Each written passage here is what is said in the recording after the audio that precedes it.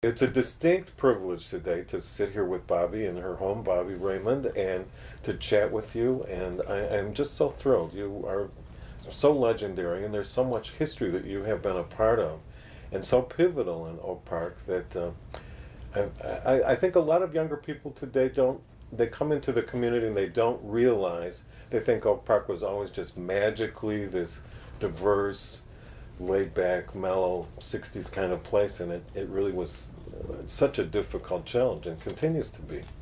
Yeah, it definitely wasn't like it is now when I went to high school here in the 50s, graduated in 55. It was a very different community.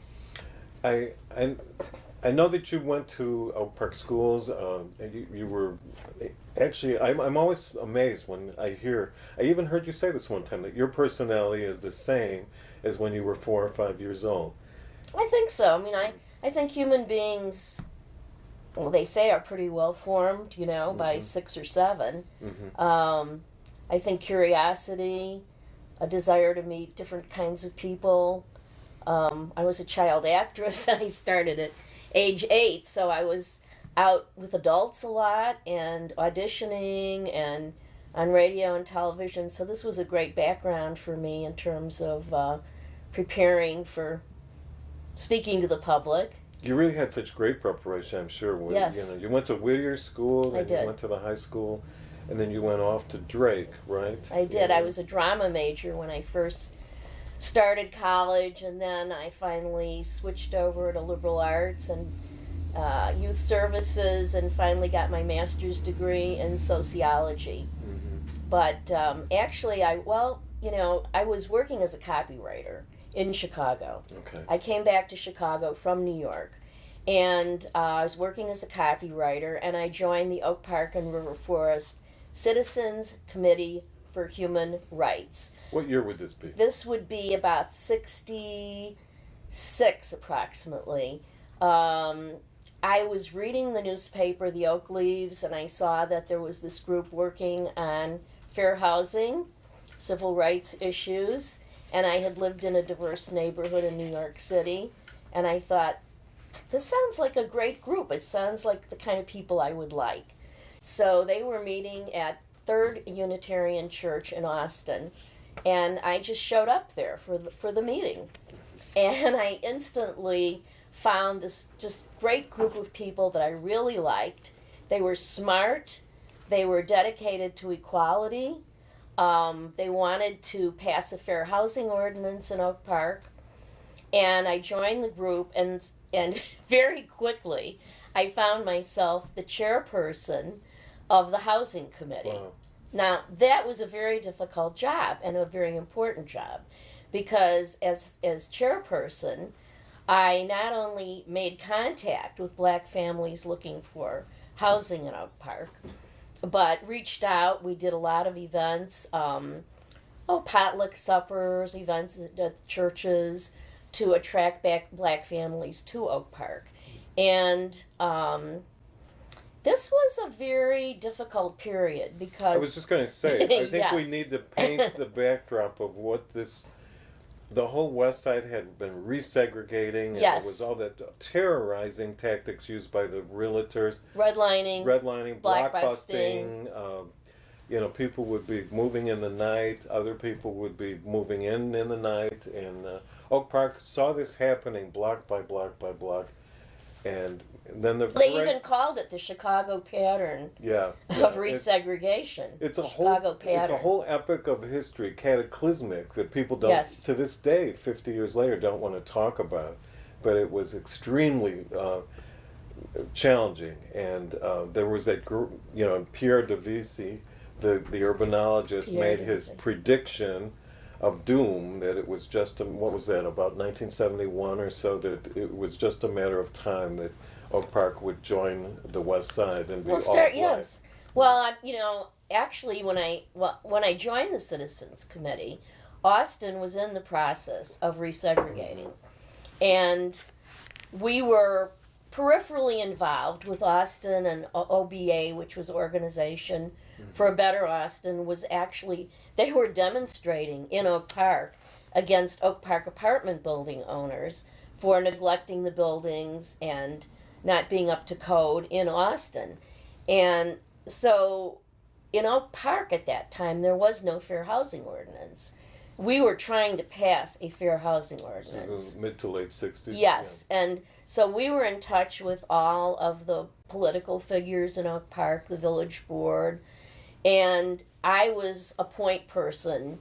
I would clip out articles, I would read things and send them on to the village trustees and try to educate them that passing an ordinance did not mean we would have block by block resegregation. Mm-hmm. Trying to convince people that we could be an integrated community without being a resegregating community. Well, about this time, I decided to go back to school. I got so interested in the topic and I felt ill-prepared compared to some of the other people who were involved. And I thought, I'll go back to school, I'll study this topic, I'll get my master's in sociology. Mm-hmm. So I quit my job, big thing, and big move, and decided to go down to Roosevelt to commute on the L downtown, which I did, and I decided to concentrate all of my research on integration and the chances for a community like Oak Park to achieve successful long-term no, historically, diversity. There really had, other than perhaps Hyde Park, there had been no stable, integrated community in this region. In this region, well, Evanston, not exactly a model because there was a black section and a white section. There was the servant quarters area, yeah. Basically. So, yes, you're right. And so I chose 3 communities in the United States to study. Shaker Heights, Ohio, University City, Missouri, and a neighborhood in Philadelphia, the Westmount area neighborhood. It was a city neighborhood, but it had a lot of similarities. All of these communities had a strong similarity to Oak Park. Next to an all-black area, well-educated population, people who were open to the idea of integration, older housing stock. And so as I did my research and decided to write my thesis on Oak Park, and I wrote it on the challenge to Oak Park, really the challenge to create a successful, diverse community. And as I started doing this research, I really found that these models, there were few models, but there was a national organization working on this called National Neighbors. And I went on their board. So I was able to get information about other communities, which was very helpful. And then, of course, by this time, it's about 1971. I finished my thesis. And now I'm speaking to different groups in the community who were very concerned about the community's future. Mm-hmm. The Citizens Committee was winding down. And, because once we passed the ordinance in 68, and we have to mention, we did pass the ordinance. The open housing. That's right, in 68, amidst a lot of hullabaloo, a lot of threats to me and to other people. Mm-hmm. I spoke for 3 generations of my family. I was able to convince my mother and grandmother to let me speak on their behalf. So I went to the hearings. And I spoke for all 3 generations. I just remember that time period, how angry so many people. I mean, it was like you were pulling the rug out from under the community. They saw that as soon as the door was open, hordes of people were going to sweep in here and ruin the town. Well, yes, they said that, and they said a lot more than that. Yeah. And it was pretty ugly. It was ugly. There were very few realtors or bankers who would speak out in favor of it. Mm-hmm. And it was mostly, the people who spoke in favor were mostly people affiliated with various religious groups in the community, or, this sort of core group of liberals in Oak Park and River Forest. But the hearings were very, very volatile. I don't know if I could handle them today. Mm-hmm. I mean, I'm glad I was young, because the emotion that was going on was very strong. Well, you received death threats and things. Oh, didn't yes. you? Yeah. I would get the middle of the You night. had a small child. I did. Yeah. I had a young child in school, at home school. And the police chief, Chief Nestor, Fremont Nestor, was very important during this period because as black families were moving into the community, he was very protective. And he would go out to the blocks, he would prepare people in advance. And basically, one of his little tactics, which was interesting, since he knew everybody who had been in trouble in Oak Park, he would usually go to the troublemaker family and say, I am depending on you to do the right thing. I want you to be the leader on this block to welcome this family. That's cool. So we had that. We had a lot of support from the village government in terms of, let's say, once the ordinance passed. I mean, that is critical because once the ordinance passed, day and night, night and day, you had a situation where I would accompany black families to look at apartments or houses. And you can imagine what that was like. Oh, sure. Sure. So I am with the black family in the car. We have the appointment to see an apartment. Usually I had made the appointment, but sometimes they made the appointment. And we would get to the apartment building. And usually the manager or the owner would be hovering around either in another car or in the building. And we would get to the entrance, and either the person would disappear, which was very common, or they would deny who they were, or they would just say straight out, I'm sorry, I can't show you this apartment. With no reason. This is before the ordinance. Yeah. Before the ordinance. I gotcha. Or we don't have any colored here, or I don't think you'd like this building, whatever. Now, I was also working with home seekers and housing, actual house seekers, people who wanted to buy a house, purchase. And there were times, I mean, there are a couple of incidents that are so strongly etched in my memory. A couple that, well, they still live in Oak Park today. And they're very wonderful people. Very educated, professional people. Not that that should make the difference, but they were. And we would go to houses that were listed as open houses on Sunday. And in a couple of cases, the realtors would be at the top of the stairs. And we would get up the stairs and they'd say, I'm sorry, I can't show you this house. It's not an M listing. Well, what that meant was they would specially list houses where the owners were willing to show two minority families with an minority. M. And the M would go right on the list. Wow. And usually they were not M listings because only very few people would list with an M. So I was, I was there. In one case, we were up on North Grove Avenue, and it was a person I knew, the real estate person. And he said, I'm sorry, I just can't show you the house. The people, won't show it to minorities. And I said, well, let us just stick our heads inside and see what it looks like. And so I nudged past him. I won't say I pushed him out of the way because I didn't. But I just sort of nudged past him. And the couple was right with me. And they looked inside and they said, oh, no. This won't do. We really don't like this house. It's not large enough. And so we just turned around and left. Then, as it turned out, one of my neighbors a block away knew what I was doing. And I guess I'd mentioned to them about this couple and what they were encountering. And they said, we're selling our house. We'd like to show it to them. And so I accompanied them to that house. They loved the house immediately. It was just exactly what they were looking for. It was a block away from me on a gorgeous block in Oak Park. And they said, yeah, we'll buy it. And they moved in and they're still there. Wow.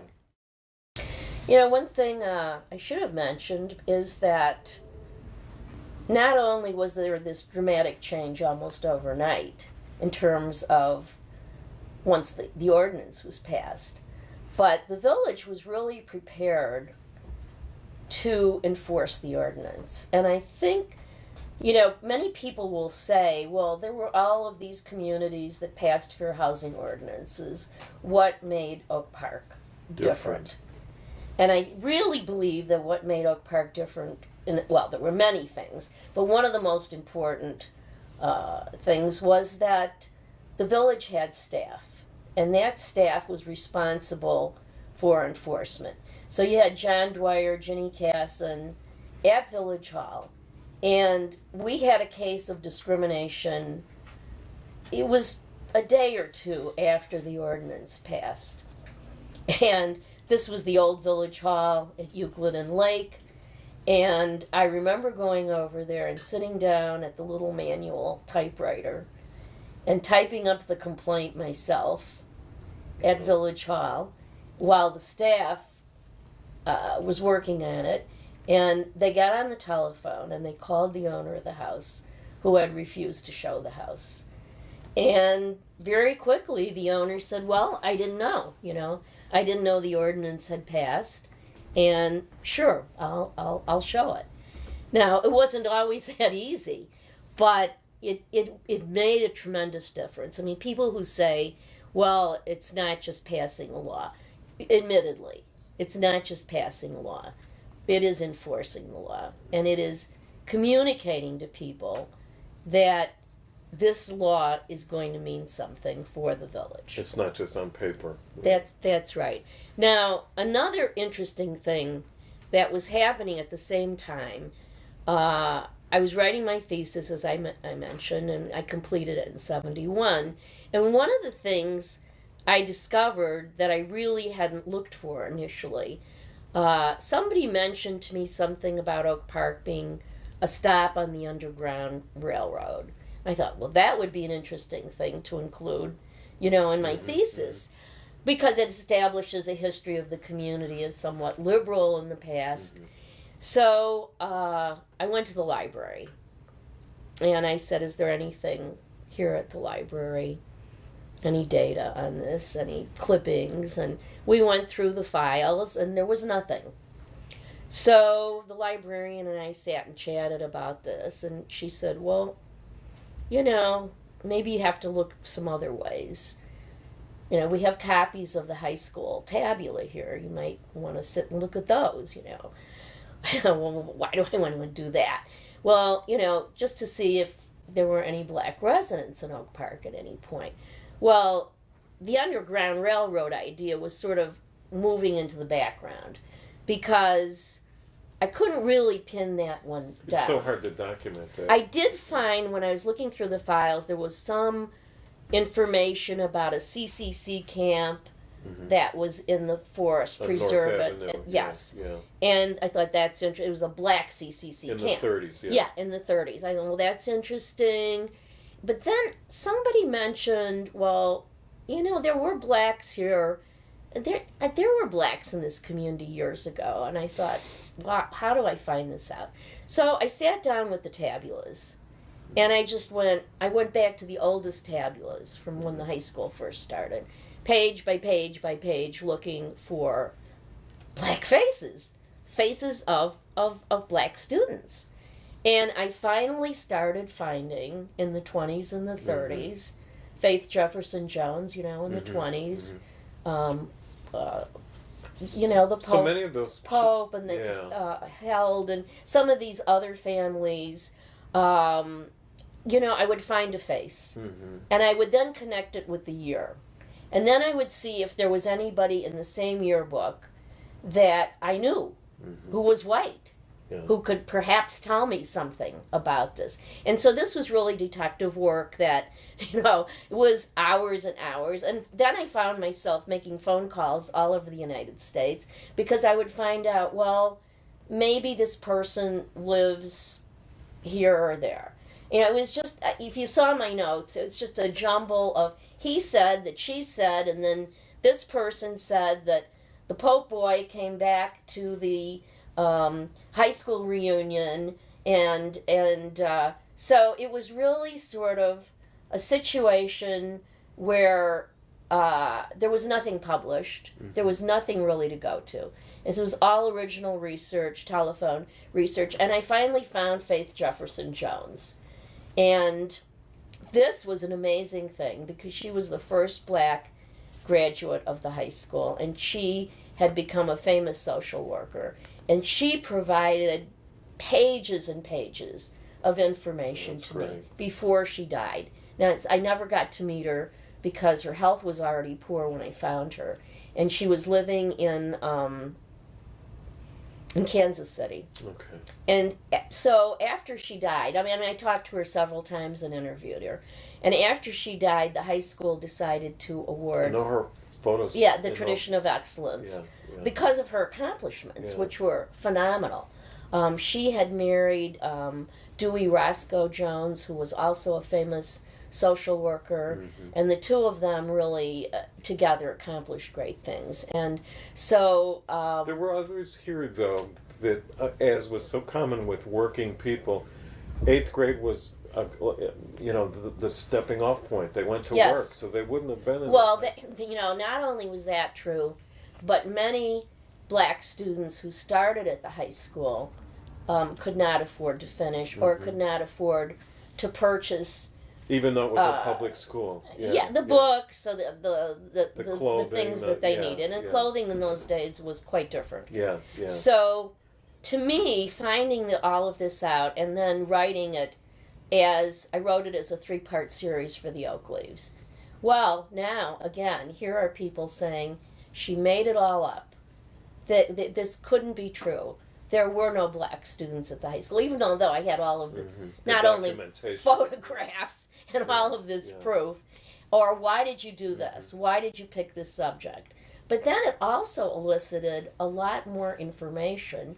And actually, I remember Ralph Gary, who had been born in River Forest, came to see me, and other people contacted me. Other early black residents contacted me, or relatives of people who had gone to the high school. And I found out actual stories when I talked to people on the phone. Initially it was difficult. Even Virgie Pierman, when I started interviewing her, she still lived in Oak Park. Yeah, she was up on Belfort. Yes, and a couple of her. Right. Yeah. And Virgie, of course, had the original deed to the house, and they were certainly that little section of Oak Park up around Division, Belfort, that area was a little enclave of early black residents. And in that period when they were in Oak Park, it was not uncommon in a home such as yours for the Irish girls to live in the attic, the maids. Yes. But it was unthinkable that an African American would stay in the home, so they had to live in a nearby neighborhood. This is true, and although many of them did work as coachmen, Dorothy Brown's but they wouldn't father live there. was a coachman for one of the there's large photographs. houses. I think there's some early Philander Barkley photos of some of those people. Yeah, and of course the church. I mean, the church was, sort of the meeting place. And it wasn't just black families from Oak Park. It was, and we're talking about the church on what is now Westgate. Yeah. It was William Street, wasn't it? Yeah, it was William Street. Yeah. And so, actually, many of those early families, the Piermans particularly, were quite active at the church. And they were able to give me the names of other blacks who attended the high school. And through all of this piecing together of information, the story really became fairly It's complete. so interesting, like when you were a teenager, when the Julians moved to town, and they were firebombed on those several occasions, people said it's the first blacks coming to Oak Park, and really we had a history of perhaps 75 years of African American today residents. It's still said. I mean, it's not uncommon when you hear a television or radio program that includes information about Percy Julian to say the first black family. Yeah. And so my article, actually, the first article in the Oak Leaves, started out really saying, Why do they say Percy Julian was the first black family? But we could say it was the first black family that bought a house in the estate section, a large, beautiful house, and the first black family really that was not relegated in a sense to either domestic, being a servant or working in one of the shops along Lake Street. Here was a man who was an internationally known chemist, and that made a big difference. So writing that piece gave me, I think, a little different feeling about integration in Oak Park, because what we were looking at really was a history that had existed, but not in any way been acknowledged or written. No, I was always amazed, Bobbie, when I would meet, most of these folks are gone now, but people who had grown up in Oak Park in the early 20th century, and I would mention that community, and they had no recollection of ever seeing these people. It was like an invisible world to them. Well, when I went to Whittier School, there was a black family on Austin Boulevard, and they had a child who went to Whittier School. But he was not the same age as I was. I believe he was a lot younger. I was already in junior high age, and he was quite a bit younger. And they lived in a house, and they moved sometime probably during the 50s out of that house. I don't really know what happened. But, of course, many of the sidewalks in Oak Park bore the name of a company, a black-owned company, that did the concrete work in Oak Park. So, in fact, you could still find sidewalks in Oak Park. Wow. Getting back to the Citizens Committee, and sort of, I would say, the Citizens Committee's success in the passage of the Fair Housing Ordinance. The Citizens Committee, I think, as with many fair housing groups in the United States, once they accomplished the passage of the Fair Housing Ordinance, and there were many other social issues beginning to come to the forefront in the United States, the women's movement, the war in Vietnam, war in general, the whole peace movement. It was a period of protest. It was a period of protest, definitely. And many of the local churches got involved in this. First United Church had a draft counseling center. And so the Citizens Committee started, I would say, becoming less active and declining.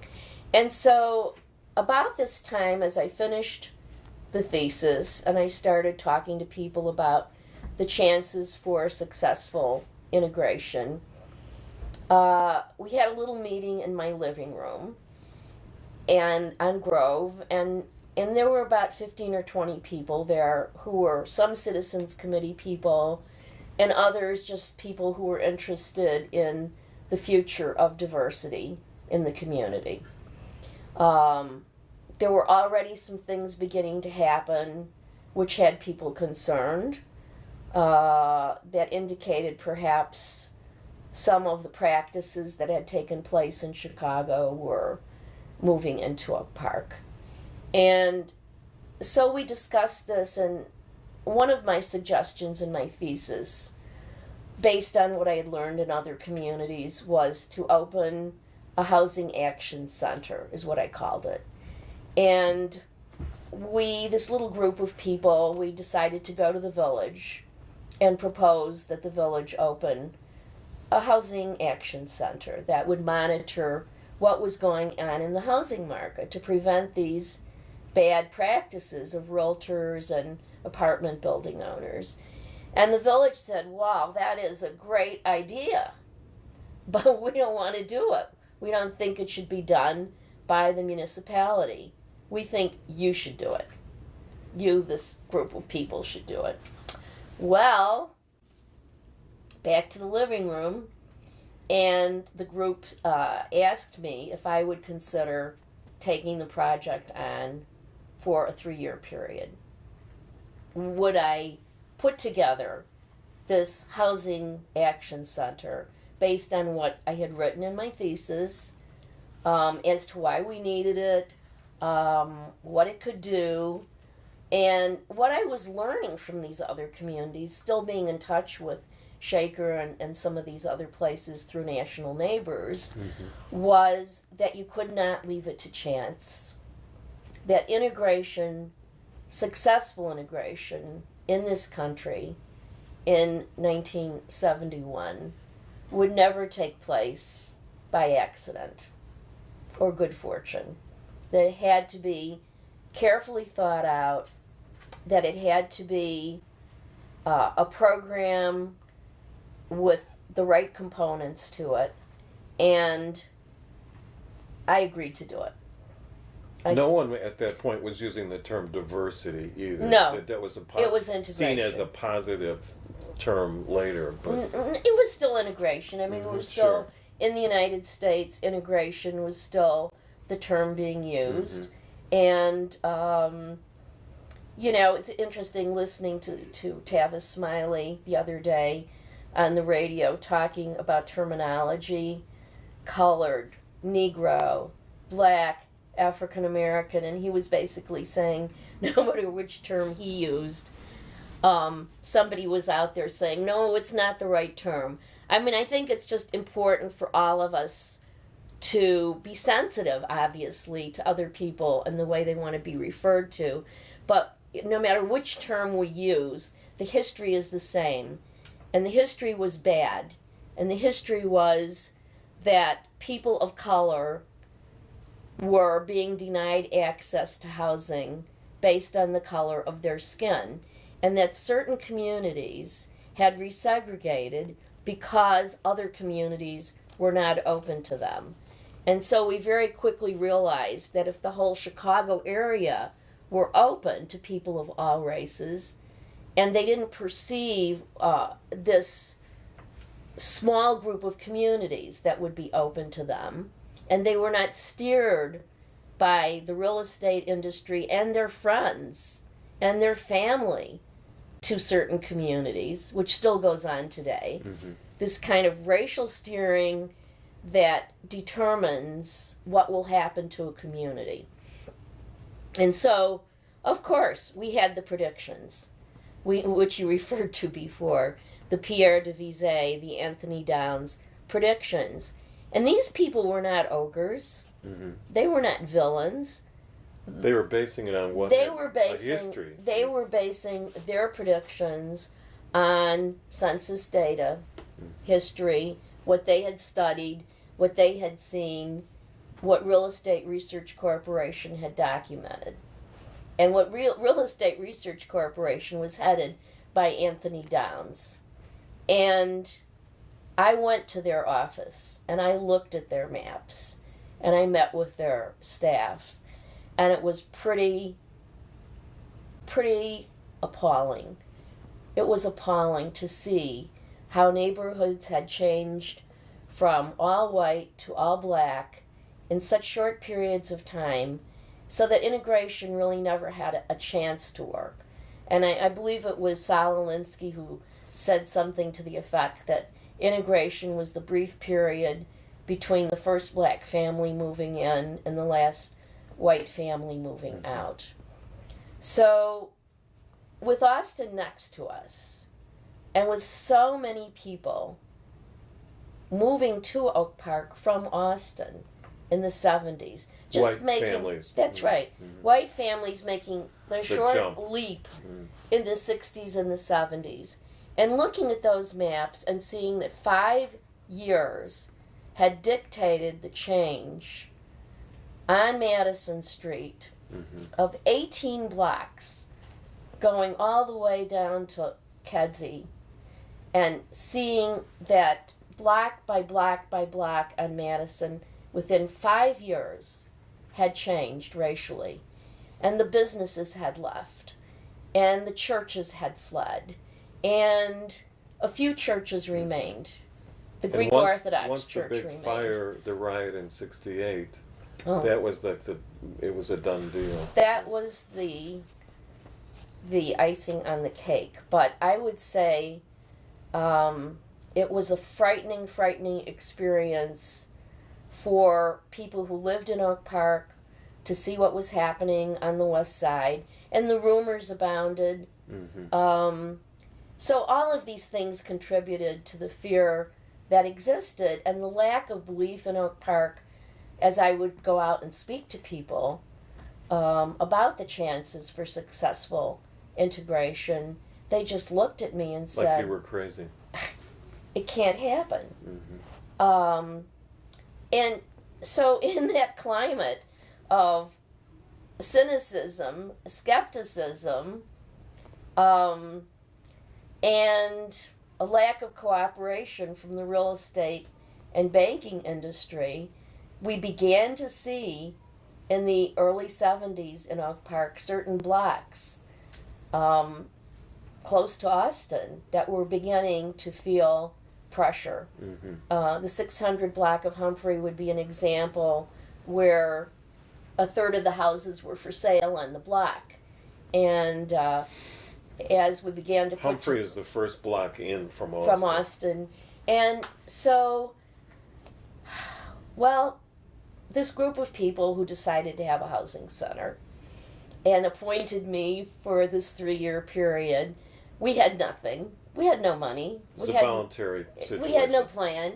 We went to First United Church because actually Fred Momenthi, who was the minister there, and Barry McCollum had taken a very positive attitude toward diversity and toward the idea of a housing center. And we went to them in the fall, and we basically said, this would be the fall of 71. We said, we would like to open this housing action center in your church, free rent, and we just need space, and we'll set up a telephone, and we'll have this program. And they said, well, are you incorporated? Well, no. What's that about? Well, do you have a plan, like a business plan? Well, no. Do you have financing? Well, no. You're really babes in the woods. Do you have a staff? Well, no. So, Bobbie Raymond, who had never run a housing center before, had been a copywriter, an actress, worked in advertising, worked in public relations, said, well, I guess I can do this. I mean, I have my degree now. I think I can do this. So I put together all the information from all these other centers and put together a plan, which I guess was good enough because the church decided to have a congregational meeting and have the two ministers debate each other. Fred Momenthi, who was the senior minister, was going to debate the junior minister. And so it was an interesting situation because the church included realtors and bankers. The congregation did. And so it was a situation where they debated this for a long period of time before they took a vote on it. And the whole church, I would say different committees of the church met and discussed whether it would be a good idea to let the housing center come in. And what finally happened was covered by all of the newspapers, and it was the actual congregational vote where they took the vote finally. And Barry McCullough, who was the young minister, he was very young, and he had been the draft counseling person. Barry McCullough and Fred Momenthi laid down the case. Here are the positives. Here are the negatives. Here is why we think this should be done right now. Here is why we think we can't wait on this. The time is right now. And they voted to let the housing center come in. And this was carried by the Daily News and all the different papers that had covered this issue. Gave it very positive coverage. That's great. And May 1st, 1972, in a second floor Sunday school classroom with very tiny chairs and tables that only I could comfortably sit in. I and the volunteers, most of whom were women in the community, from First Tuesday and some of the other groups, and some of them were women from that actual church, First it was First Congregational Church. It's now First United Church. Well, anyway, they came. We got the telephone installed. We had scraped together some money, a backyard party at Donna Cervini's house, and that raised enough money to pay for the phone, we thought, but we didn't have enough for the deposit.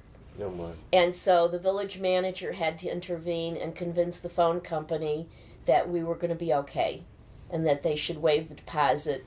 So we actually had phones, and amazingly enough, from the newspaper coverage, we actually had clients the first day waiting to be served, which is, I still am amazed by that. That's great. That's great. And the first thing the first thing that we wanted to do, and we did do, was to produce a brochure on Oak Park showing it as a diverse community. Mm-hmm. Now, with positive images. Yeah. Now, it's hard to recognize today in this community with all of these maps and brochures and publicity about architecture.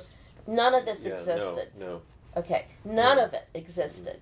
There was no brochure. There was And if you look at nothing. If you look at the local newspapers of that earlier period, the 50s and 60s, there's ladies pouring tea and hats and gloves and no controversy, they swept everything under the rug. Yeah. Well, a lot of people said, we don't need the housing center. Yeah. They said that. We're doing fine without the housing center. We don't need the housing center. This is Well, I'm sure they thought that you were going superfluous. to just be dragging people, hog-tying Well, look them. what I had done. I mean, I'd been chair of the housing committee. So everybody assumed, well, Bobbie Raymond is only going to be, attracting more blacks to the community, and then it's going to re-segregate.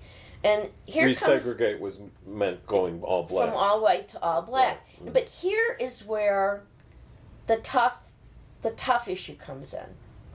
And here is the toughest issue for the community to face in 1972, and the toughest issue for the community to face 40 years later in 2012. Here we are, 2012. And that is, how much do you intervene in the process? How much do you do to keep a community diverse? How far do you go?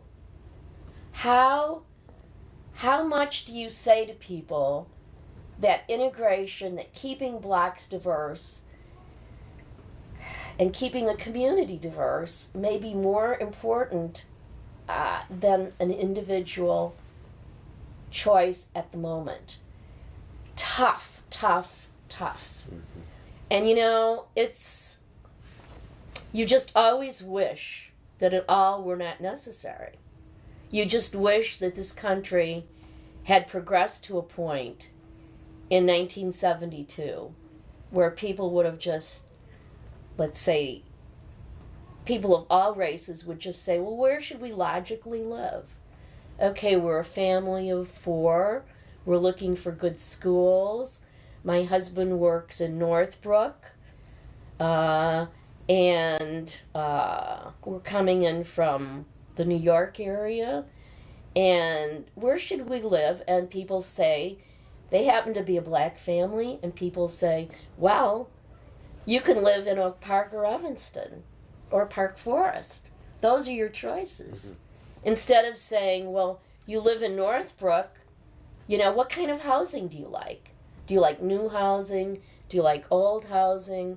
Would you like to live close to your job? The logical choices of how do you choose a community? How do you really determine where you want to live? And in 1972, and unfortunately to a certain extent, still today, people's choices are dictated by race. And that also holds true for whites. Because I was white, you know, obviously, but my wife was black, and that was And our, still is. and still is, Right. and we had a young family, and we were always told you can go to Hyde Park, you can go to Evanston, or now you can come to Oak Park. And I was teaching in Maywood, so it was a no-brainer. It's like, well, of course it's close. We'll come to Oak But Park. that's steering. Yeah, It is steering. exactly. Mm-hmm. And that kind of racial steering led to hundreds of communities in the United States going from all white to a period of integration Mm-hmm. where everybody thought everything was great, and then to losing white demand. And so, the hard issue here is white demand. Mm-hmm. It's not black demand. No. It's not Latino demand. It's not Asian demand. It's really, what are whites perceiving when they look at an integrated community? Do they want to live in an integrated community? Do they feel it's a wonderful place to raise their children? I did. Mm-hmm. I lived in a diverse community, so diverse in New York City, and I thought, this is the kind of neighborhood I want to raise my child in. I believed that, and so I believed it enough to come up with a whole advertising and public relations campaign for Oak Park that said to the outside world, we're diverse, we're going to be more diverse, because we actually showed Oak Park in the first brochure being more diverse than it really was. Giving a positive spin. Yeah, we showed a classroom in Oak Park, and we showed probably more black children proportionately at that time than the school population Mm-hmm. was in Oak Park. And many people complained about that.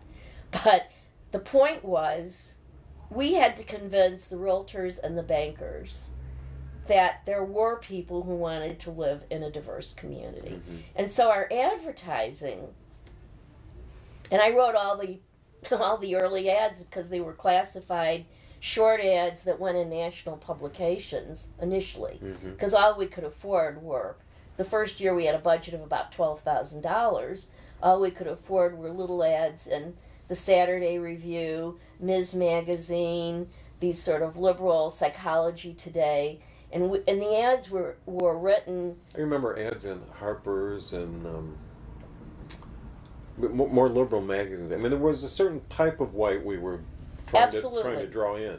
Absolutely, and we were looking for people coming in, working in the Educated, universities, liberal. working at the medical Mm-hmm. centers, Mm-hmm.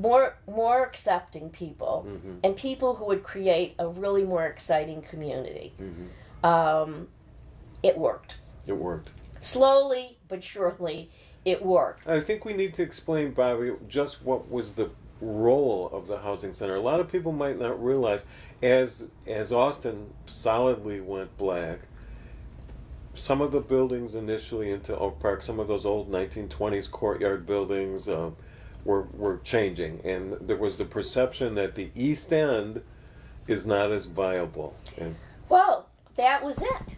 I mean, that in one sentence was it, that the perception that the East End was not as viable. From the day that the housing center opened, and we started getting listings of houses for sale initially that were not being shown to people of all races, houses that were, the realtors were telling people in Oak Park, you cannot get conventional financing on these houses. People selling were told this. This is going to have to go FHA or VA, because the banks won't give you a loan on Humphrey Avenue for your purchaser will not be able to get a loan. And the first couple of years of the housing center was all about taking all of these challenges, all of these issues, all of these problems, and one by one dealing with them. The first, of course, I mentioned the brochure and the advertising, but concurrently, we were looking at the realtors and their practices. We were looking at the apartment building owners, because you have stated, and we understand, the apartment buildings in Austin looked the same, and they were built at the same time, and they were essentially the same types of buildings, the courtyard buildings, as the ones in Oak Park.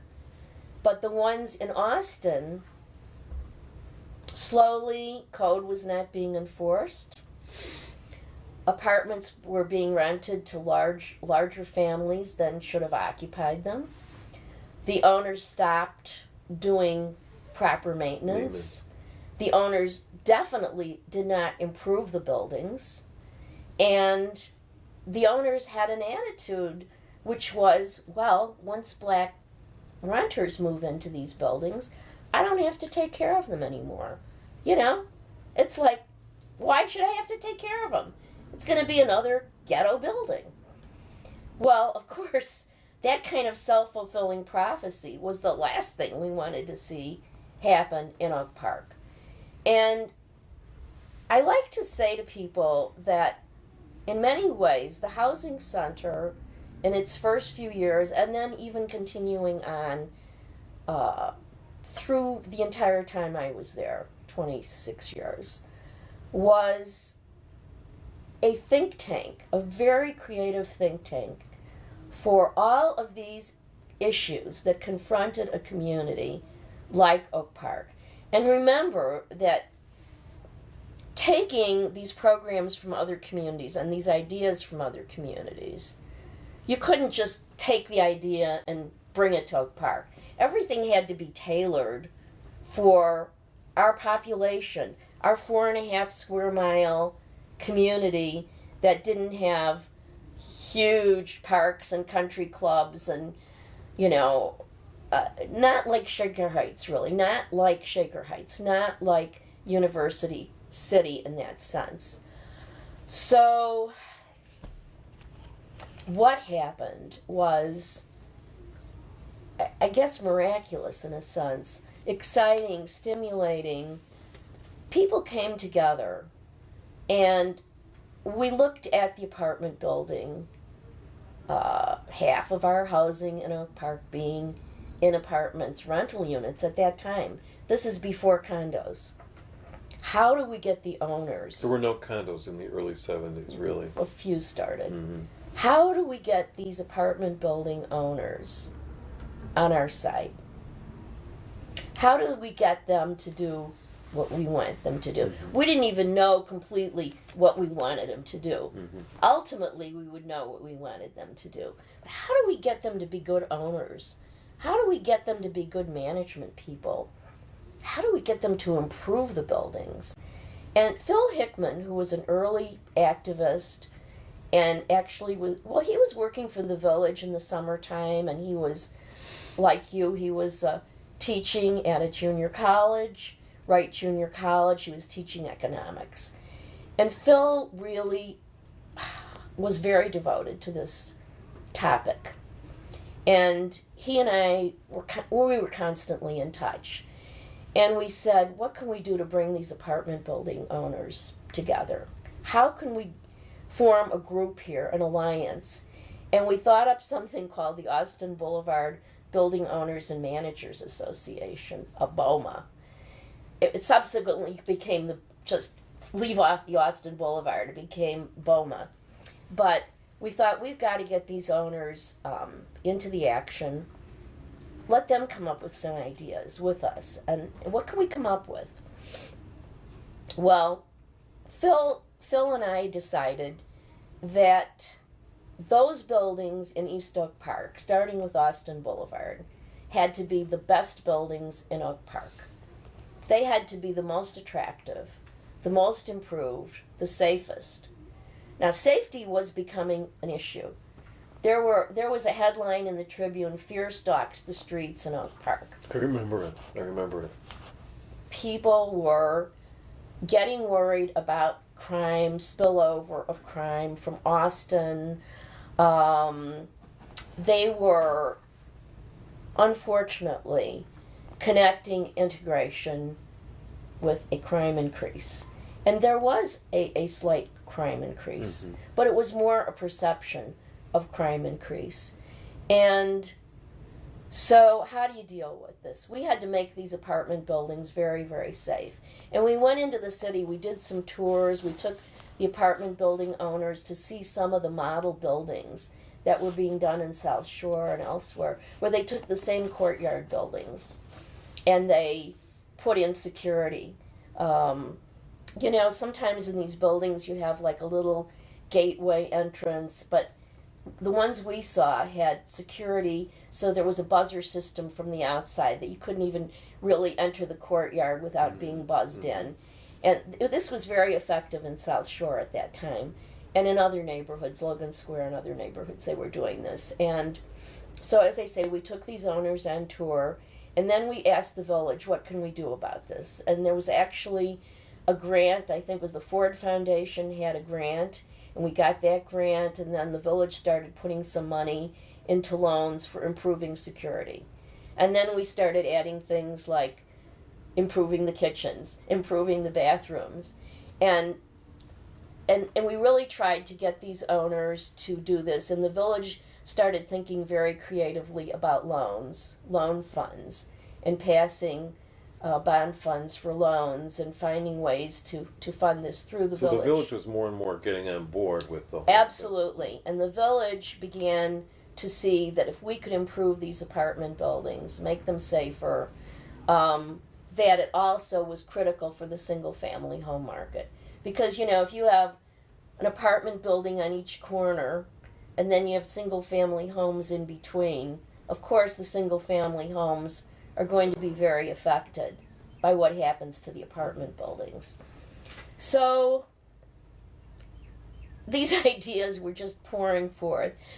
You know, one day I was making a list, I think, for a foundation, and it was just this long list of ideas. But we felt really that as we started becoming more professional at the housing center. Now understand, I was a volunteer the first year. And then we started going to foundations and presenting our story. Here's our story. We want funding. And now I had to learn how to write foundation proposals. I'd never done this before. I had to learn how to put a budget together, which I had never done before. And our board was critical. Our board was so important because we got people on our board of directors. Being a not-for-profit 501c3, we now had ability to raise funds, and we had to have a board of directors. And slowly, we did become staff. And I began to receive 30 cents an hour salary, which was pretty overwhelming, 30 cents an hour. But then I never earned very much money at the housing center. Let's just say that right up front. And I looking back on it now, and what I did earn was such a small amount of money, even at the time that I left. But I would never exchange it for anything else in my life. I mean, thinking about those creative days, and really, I think as we explore the innovations of the housing center, no one else in the country really came up with the list of ideas that we had for dealing with the apartment building owners, with the realtors, and educating the realtors to a totally different way of thinking. Educating realtors so that they could brag to people that this was a diverse community, which they do today, so they could use that as part of their selling tactic for living in Oak Park. Unheard of in 72. So the housing center did begin to need more space. We were in this little Sunday school classroom, and it was almost laughable because people who volunteered in those days, they still laugh thinking about Bobbie in the corner at her typewriter writing the foundation proposal, our volunteer counselors sitting with clients at the tables, at the little baby tables, giving them listings of apartments to go to see in Oak Park, or giving them a list of realtors to go visit, because by this time we were beginning to get some realtors involved and we could refer to realtors. I mean, we started with just a few realtors, but then we had 10 or 12 realtors we could refer to, so that we began to feel more confident about referring our clients that we got from all over the country. I realize that within a few years we were getting 4,500 clients a year coming to our door seeking free help in finding an apartment or a house. It's really amazing. Yeah, it is truly amazing. You must have initially just been seen as a lighthouse also for similar communities throughout the country. Well, yes, that is a story in itself.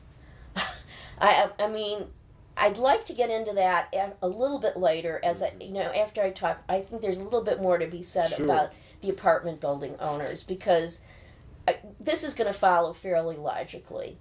So we're giving listings to people, sitting at these little baby tables, and we got to a point where we actually had a map of Oak Park on one side, and then on the other side were 6 spaces, and that's what we initially gave people, was 6 listings to go look at these apartments.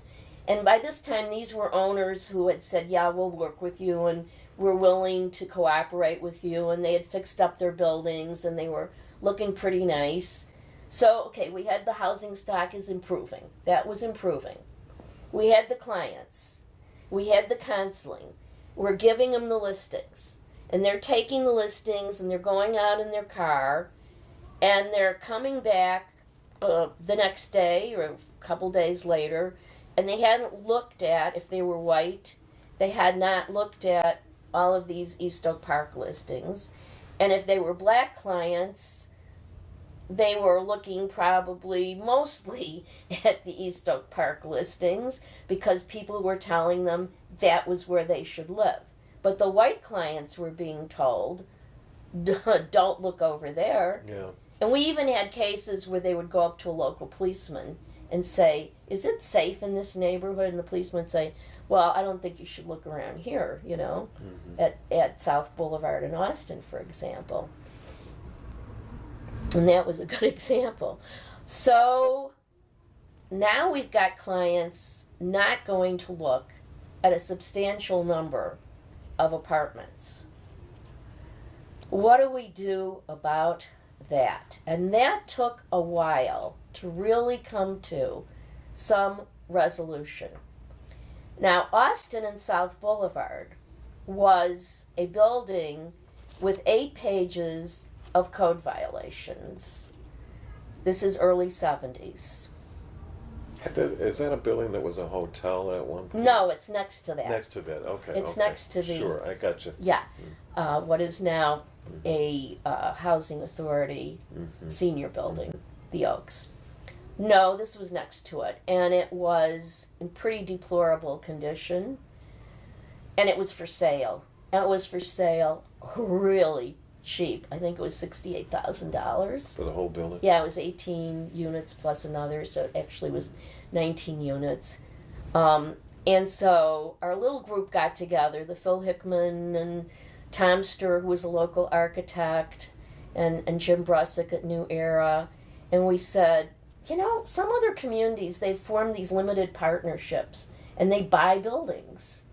Maybe we could do that. We could buy this building and fix it up, because it's going nowhere. I mean, it's going from bad to worse.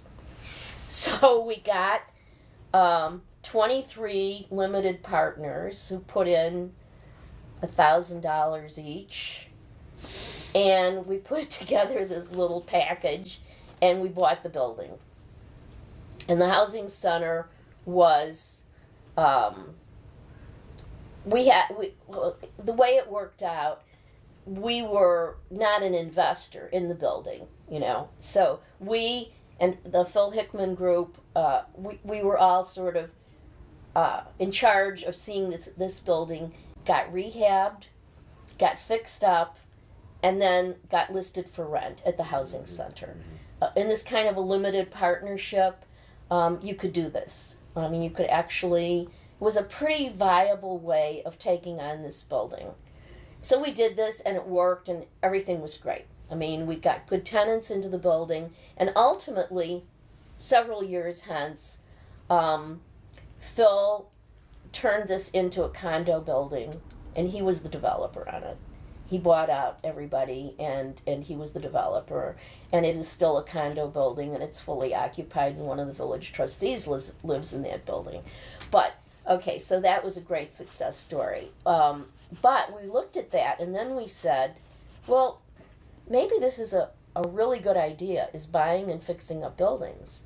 But the housing center shouldn't do this. Actually, our lawyer had told us by this time he wanted us out of this deal. He just felt it was not a good idea for us to be a partner on apartment buildings. So, what to do? What to do? Well, the village called a meeting. The housing authority, the Oak Park Housing Authority, had been formed to provide housing for service people coming back after World War II. The Housing Authority and the Residents Corporation were separate bodies, but actually being run by the same board. Okay, so the idea was really, let's see if we can revive this organization, and maybe they could play a role in the village. And so we had a meeting down the block over on East Avenue at John Philbin's house, and we discussed the idea of the Housing Authority actually buying buildings. And so,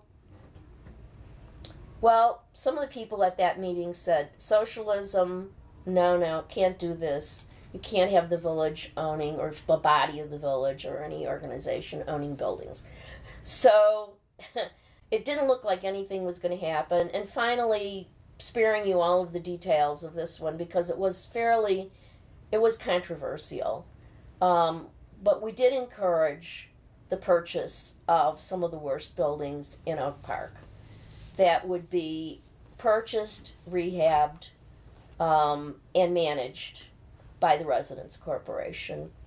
And this was, I think, really another critical step in not only improving the housing stock, but encouraging private apartment building owners to follow suit, do the same kind of improvement of the building itself, and then the management. And here is where we got a new idea about management, again looking at some of the groups in Chicago that had resident managers. We did not have any resident managers. Usually the janitor would serve as the conduit between the tenant and the person who owned the apartment building. Now, the person who owned the apartment building could be living in Lake Bluff or could be living in River Forest, and maybe the one in Lake Bluff was actually a better owner than the one living in River Forest. In talking about the apartment buildings and sending clients out to see these apartments and then having them come back, and say they didn't see them, we discussed this at the housing center, and we had this idea. Nobody else had been doing this, but we looked at what the realtors were doing, that the realtors don't just give you listings and send you out. They take you to see the houses, correct? Mm-hmm. So, well, why not do that with apartments? Why don't we try this? So there was this guy in Austin. He was getting his PhD, Mike Stoyak. And I'd gotten to know him through work that I was doing in Austin, which was the Austin House Tour we'll talk about later. But anyway, I said, Mike, what are you doing this summer? Do you have a summer job? No. I said, I have this idea. We'd like to try it at the housing center, which is that we would send you with the client to see the apartments. You would actually take them, tell them about the community, give them a little bit of information about Oak Park, and as you pass certain business districts, you could just point things out to them like realtors do. But we would be sure that these clients would get to see these apartments. And he said, yeah, I'll try it. So we tried it on a limited basis over the summer. And the summer ended, And he had taken a lot of people out to see apartments. But you know, in real estate parlance, how they say closing the deal, he hadn't closed the deal. He wasn't renting any of these apartments, the ones that were difficult to market to the white clients. So, well, we thought, well, it seemed like a good idea, but I guess it doesn't really work. So Mike was going back to his school, and we thought, nah, we won't continue this. I mean, we really can't continue. We don't have staff to do this, and we won't continue it. And then a delegation of apartment building owners, 5 or 6 of them, came to the office. And they were owners whose buildings had been shown by this escorting process. And they said, we really like the fact that Mike was bringing people to see these apartments. Are you going to continue doing this? And I said, no, I'm not going to continue it because it really wasn't working. And they said, well, we think it can work. You know, let's work together on it. Let's see if we can really get this program to work. Well, I thought, okay, we've got all of these women who live in Oak Park, who love the community, who maybe have a few hours a week they could give to do this. And we actually started hiring people like Marge Greenwald, who became a realtor after that, and a lot of folks. And we hired Muriel Stitzel, who was very active at First United Church, and people who could sell the community while they were showing the apartments. And we found, after we fine-tuned this whole thing, we really got it going, it worked, and it worked extremely well. So the escorting program is still part of the housing center's major program areas on apartment rental. The other thing that really went along with it was previewing the apartments. For a long time, we would just take the listings over the phone, and we would just say, well, we'd fill out a form, fill out a card, and we wouldn't go to see the apartment, unless the owner really asked us to go see it. And then we thought, maybe what we should be doing, since sometimes the clients were coming back and saying, that place was really dirty, the halls were not cleaned up, or complaining about other things to us. And we thought, we're sending people out to see these units, and we really haven't seen them ourselves. So we added the previewing. And the previewing led us into golden territory, because it really opened the door to seeing how these units could be improved, and then sharing with the owner our suggestions. Here's what we think you should do. Don't cover the beautiful oak floors with carpeting. Refinish them. Don't paint the woodwork white. Refinish it. You need really to get some new appliances in the kitchen. You know, that 1950s stove, avocado refrigerator maybe is a little passe. you need to update these and upgrade. And so I would say that working together, the previewing and the escorting, took us to a different level in working with the apartment owners. And we really forged these wonderful relationships and encouraged people to buy apartment buildings in Oak Park, get rid of some of the really bad owners, not by chasing them away, but by encouraging really good people to buy some of the buildings that needed new ownership. And so we cultivated just a magnificent group of new owners with a whole new attitude about owning buildings. And they started hanging out at the housing center. They would just come in and meet clients, and it's almost miraculous. It was a complete change. That if you only look at that one program of taking the apartment building stock, what the Residence Corporation did in buying and improving buildings, and the management of buildings on a whole different level, which continues today, and in some cases being able to turn them back to the private market, which was really a goal in the beginning. It was that these would be temporary ownerships. They would not be long-term ownerships. It's a safety that measure. It would go back to the... But, a lot of times it doesn't really work when you go back to the private sector. Sometimes, just because of location and because of the type of building, it doesn't always work. Now, I want to also get back to the realtors, because, as I mentioned to you, we were taking the listings of houses for sale, and we did start referring to realtors on a limited basis. But we realized that the realtors, when we would talk to them about the schools and the wonderful attributes of the community, they often hadn't seen a school in years, or they often hadn't really been to a park or really been to the conservatory or any of these places. And so we developed the idea with the village and some of the other bodies in the community, with the Board of Realtors and others, the Live in Oak Park seminars for the realtors. And the idea behind this was to re-educate the realtors on how do you market, how do you really market this type of community. This is different type of marketing a diverse community.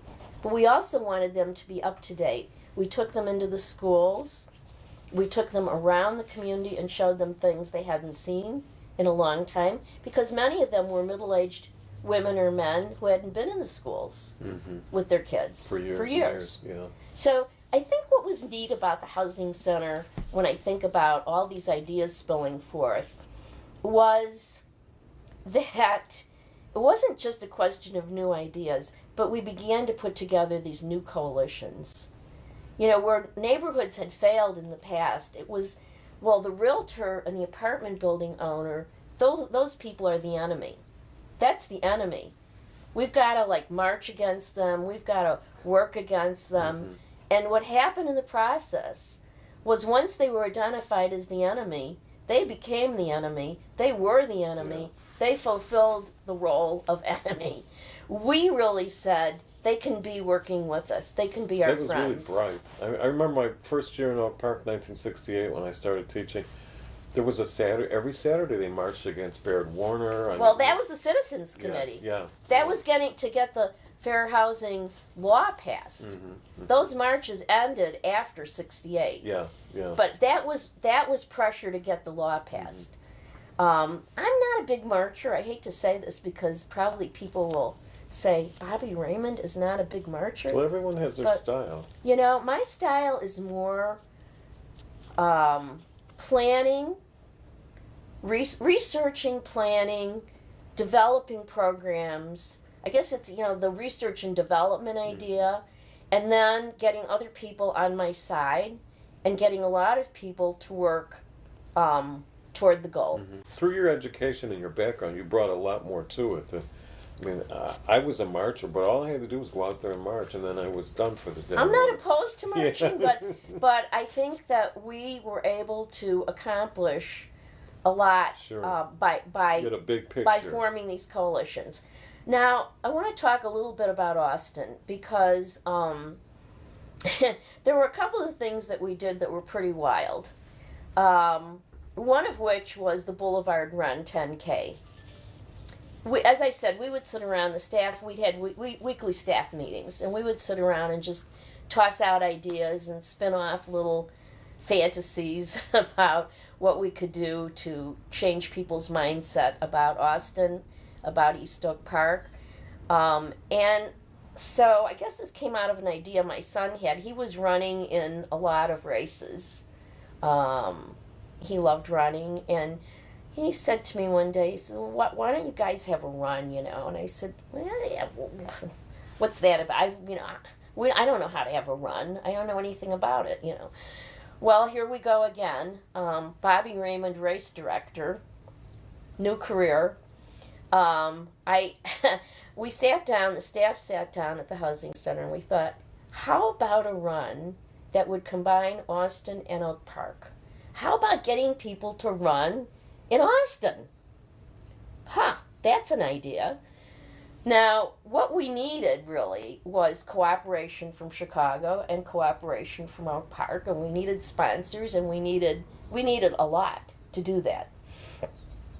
And we also had to put this in the context of the architecture in Austin. And we will talk about the Austin house tours as well, but these were two separate events, the Boulevard Run and the Austin house tour, and yet there were certain elements that were taken from the house tour that went into the Boulevard Run. So I approached Mike Kelly at the bank, which changed names several times, as you know, and finally became Park National in the end. But anyway, I went to Mike and I said, I think we could have a really great event if the bank would sponsor it. And also went to a Suburban Hospital Medical Center, and they both agreed to sponsor. The bank was the main sponsor because the run actually started at the bank. So we put together a route, a 10K route. I went to the Runners Club and said, put together a route that runs through Columbus Park and out, and then goes around Midway Park and Race Avenue and back out onto Austin Boulevard and by the hospital and through, weaves around, adds up to 10K. It has to add up to 10K. And, well, within a couple of years, we were named Chicago Area Runners Club, Runners Association, CARA. We were named their best 10K race because we put all we had into that race. And we had so many volunteers, and we had 1,200 runners. And we had people running through Columbus Park and saying, wow, this is a beautiful place.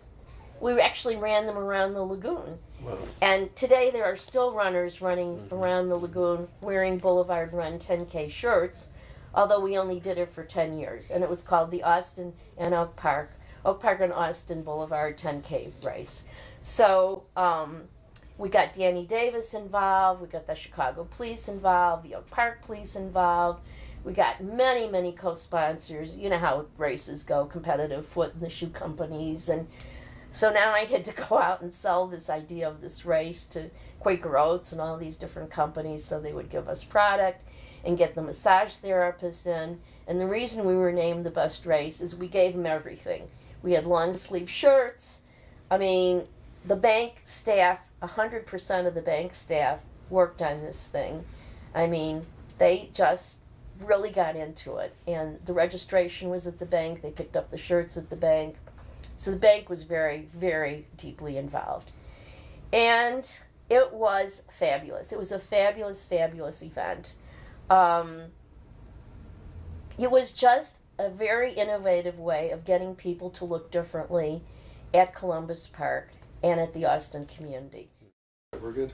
You know one thing, Bobbie, that perhaps some people may not realize when we talk about Austin and Oak Park. Austin Boulevard technically separates the edge of the west side of Chicago from Oak Park. It was a separate, in the turn of the century, Austin was a separate community, just like Oak Park still is. But they were absorbed into Chicago, and perhaps that was one of the challenges because it was not independent. Well, it's part of Cicero, Cicero Township. And they actually, here's a funny one. I can remember a point at which some people in Austin said, well, Oak Park's trying to annex Austin, which is funny because then it would have been almost full circle because it started as a suburb and it would have ended up as a suburb. But one of the things that the housing center did, well, it was early on as we were developing all of this advertising and PR. I thought maybe we should make a little promotional movie, maybe 15, 20-minute movie that would tell the Oak Park story, and we could show this around different places or send it around the country. And so I went to our president, Michael Lieb, who was the board president, and I said, oh, what do you think? Oh, yeah, it sounds like a good idea. So I thought, well, who makes movies in Oak Park? Tom Palazzolo makes movies. He was the only filmmaker I knew in Oak Park. So I went to Tom Palazzolo and I said, Tom, how would you like to make a movie about Oak Park? Showing us where we are right now, but mostly promotional, showing it in a positive light. the diversity, the plans for diversity, etc. What we're up against, the challenge we're up against. And he said, nah, I don't make that kind of movie. I make these satirical type, movies, tongue-in-cheek, and I would not be a good person, but Tony Loeb is a person you should talk to. He has come into Columbia College. He's the head of the filmmaking department, and Tony Loeb is definitely the guy to do this. He actually, I think he was up for an Academy Award at some point. You should go see. I'll make an appointment. I'll put you in touch with Tony Loeb. We went down there, talked to Tony Loeb. He had never been to Oak Park. Didn't know anything about Oak Park. Thought, well, yeah, that sounds like, yeah, okay, maybe I'll consider this. Comes out to Oak Park. We take him around, show him the community, introduce him to some people. He begins to see the challenge that Oak Park is facing. And he agrees to do this short movie. Except that, as he started filming, he became so enraptured with Oak Park that it became more than a feature-length film. And it was very hard to get it edited down.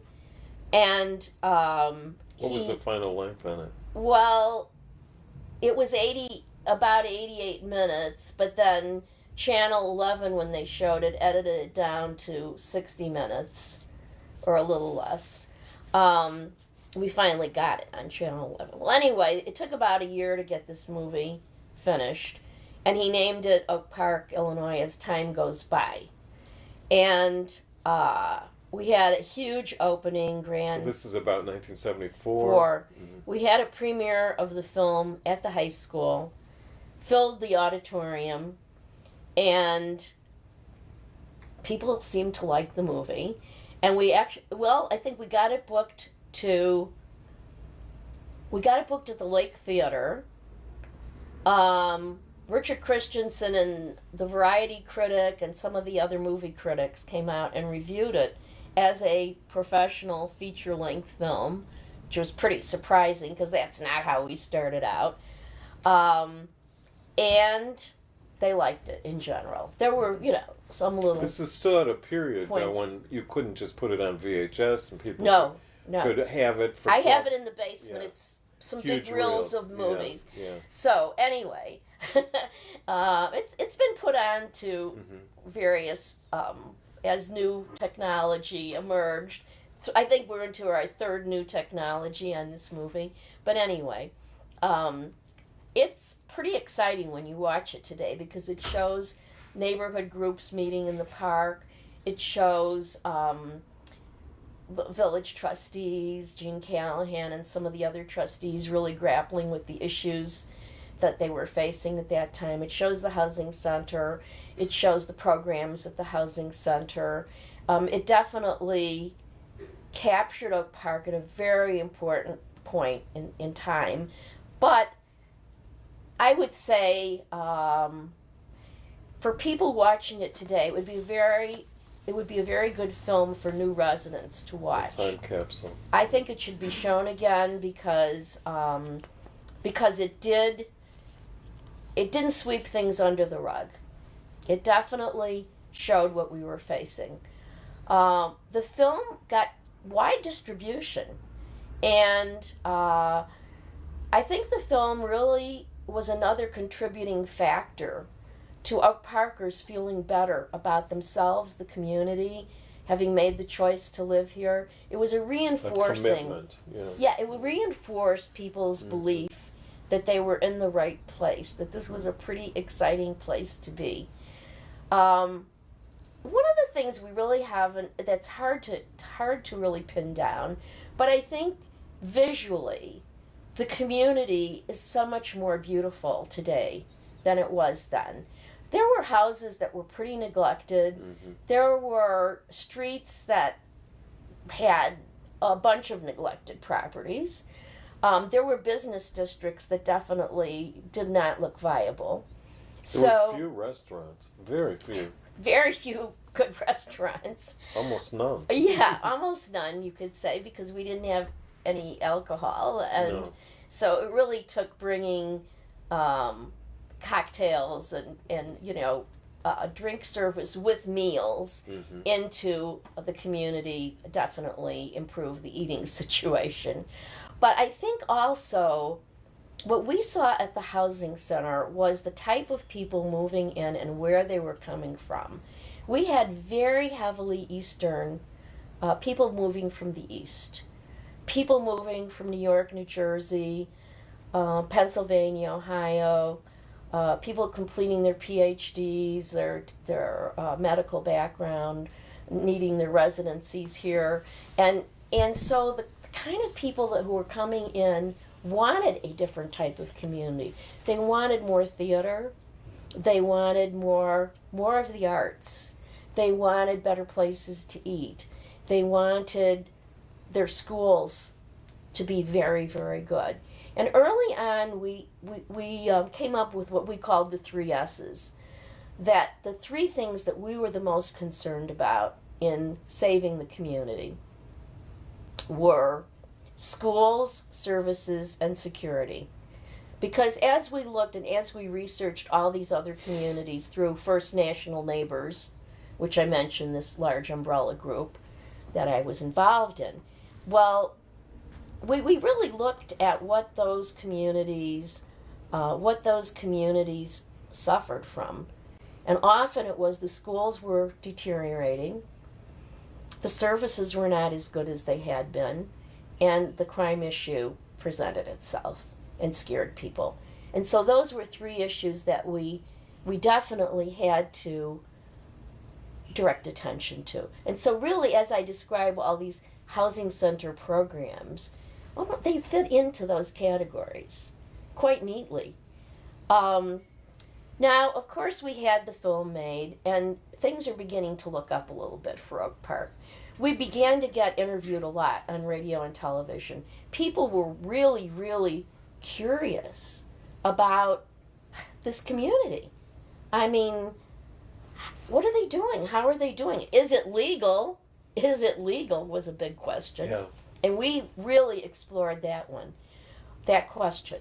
But the League of Women Voters had gotten something in the mail about All America City Award from the National Municipal League. And although I wasn't aware of it right in the beginning, the president of the League of Women Voters in Oak Park and River Forest decided to submit an application for Oak Park to be considered as an All-American city. This was a huge honor, of course, for cities across the country to be recognized in this way. She focused on 3 programs: the Frank Lloyd Wright Home and Studio, the Oak Park Mall, and the Oak Park Housing Center. And, it's kind of funny because we did probably the most homespun presentation you could imagine. We got together these 3 women who were directing these programs. It was Dawn Gosworn at the Home and Studio, Sarah Bodie in downtown Oak Park. She subsequently became a trustee and village president. And I was representing the housing center. Well, we had to write the actual real application. This had been just the nomination that had been written before. And we had to present this at the Palmer House in Chicago. They were holding their national conference in Chicago, and we had to compete with communities from all over the United States. So we sat down, we wrote this. I did most of the writing, as I recall, but we all contributed. And then Sarah Bodie's husband put together a little slide presentation on a carousel slide projector, no PowerPoint. And we went down there, and we were pretty intimidated when we got down there because most of the other communities had hired professional firms to put together these very, very slick presentations. And we were already finalists by the time we got there. And we won. Wow, we were one of the great. Cities that won All America. You mentioned the Oak Park Mall. Just point of reference for people who may not know. Well, at that point in the early 70s unto about 1990, Lake Street was completely blocked off as a pedestrian mall. Right. the old, big old stores were deteriorating, and they thought maybe we could draw in more shoppers. Or, Well, the mall movement was pretty big nationally. Yeah, it was very big. Communities all over the country 70s, were converting to malls. Look at State Street in Chicago. Yeah, yeah. But it was more of a European concept. It worked in Europe somehow. It didn't work in Oak Park or other places. It worked for a while. You know, sometimes you have to do things for a little while. At that point, it was working. It was beautifying. It was beautifying. It was lovely. And there were concerts up there. It was pretty. It was beautiful. You could see all your neighbors walking Our Shakespeare around. Started. Our Festival Theater started. With Mammoth. Mammoth was on the mall. Well, it was actually, I think it was Mammoth, the production he was in was on William Street. Westgate. And it was done right on the street. On the street. But in any case, that's a sidetrack. We won. And now, again, comes this fabulous publicity because we won. And the whole Chicago area is looking and saying, whew, Oak Park won All-America City Award. I guess they're not failing. I guess they're not resegregating. Something must be working there. And now Channel 7 comes along, and they did this marvelous, absolutely marvelous commercial, a half-hour commercial for us, Oak Park All-American, and they sent out their team, and they interviewed all of us, and Oak Park looked like the most wonderful place on earth where diversity was working, and people of all races were getting along, and it was just a thriving, diverse community, and I think that was a huge turning point. There are a variety of turning points that I've mentioned, but that was really a major one, winning Oak Park All-America City. And different doors were opening, one would lead into another. Yeah, I mean, we kept getting Tree Award, Oak Park Tree Community Tree Award. And we got a lot of these other awards, the Governor's Award for the Arts. And yeah, what happened is you start making applications, and then one builds on the other. They say, oh yeah, Oak Park, it's this wonderful, diverse community, and they're also doing all these fabulous things in the arts. And I think we haven't really mentioned very much the Frank Lloyd Wright architecture, because when that was presented, remember that in 1972, when the housing center started, there was no home and studio. There was a home and studio, but it wasn't an architectural landmark. It was privately owned. And there was, this is a killer. There was no architectural guidebook on Oak Park at that time. I mean, there was no little guidebook that you could pick up at the library or at the bookstore that said, well, these are the styles of architecture. These are the homes of significance. Because don't forget, Frank Lloyd Wright architecture was considered weird. Out there. And he was still also considered not a very nice moral person. There were a lot of people who wouldn't even mention his name. So you could really put Hemingway and Frank Lloyd Wright in the same category. There were still people in Oak Park angry about both of them. The high school, when I went to it, wasn't reading any Hemingway books. No. There were no Hemingway books on the reading list. And for sure, nobody was studying Frank Lloyd Wright architecture or making a big deal out of it. So, again, the Housing Center got in touch with a local architect, Tom Sturr, who had been involved with what I mentioned before, the apartment building ownership at Austin and South Boulevard. And we said to Tom, could you write a little guidebook on local architecture and just name the styles of architecture? Hard to believe, but nobody was using the term Queen Anne, Foursquare. Even Prairie School. Prairie School. None of those terms were being used. This is really hard to believe. And we produced, and I don't have it anywhere in my house, and it cannot be found in the Housing Center files. Somewhere out there it exists. Maybe Tom Sturr has it someplace.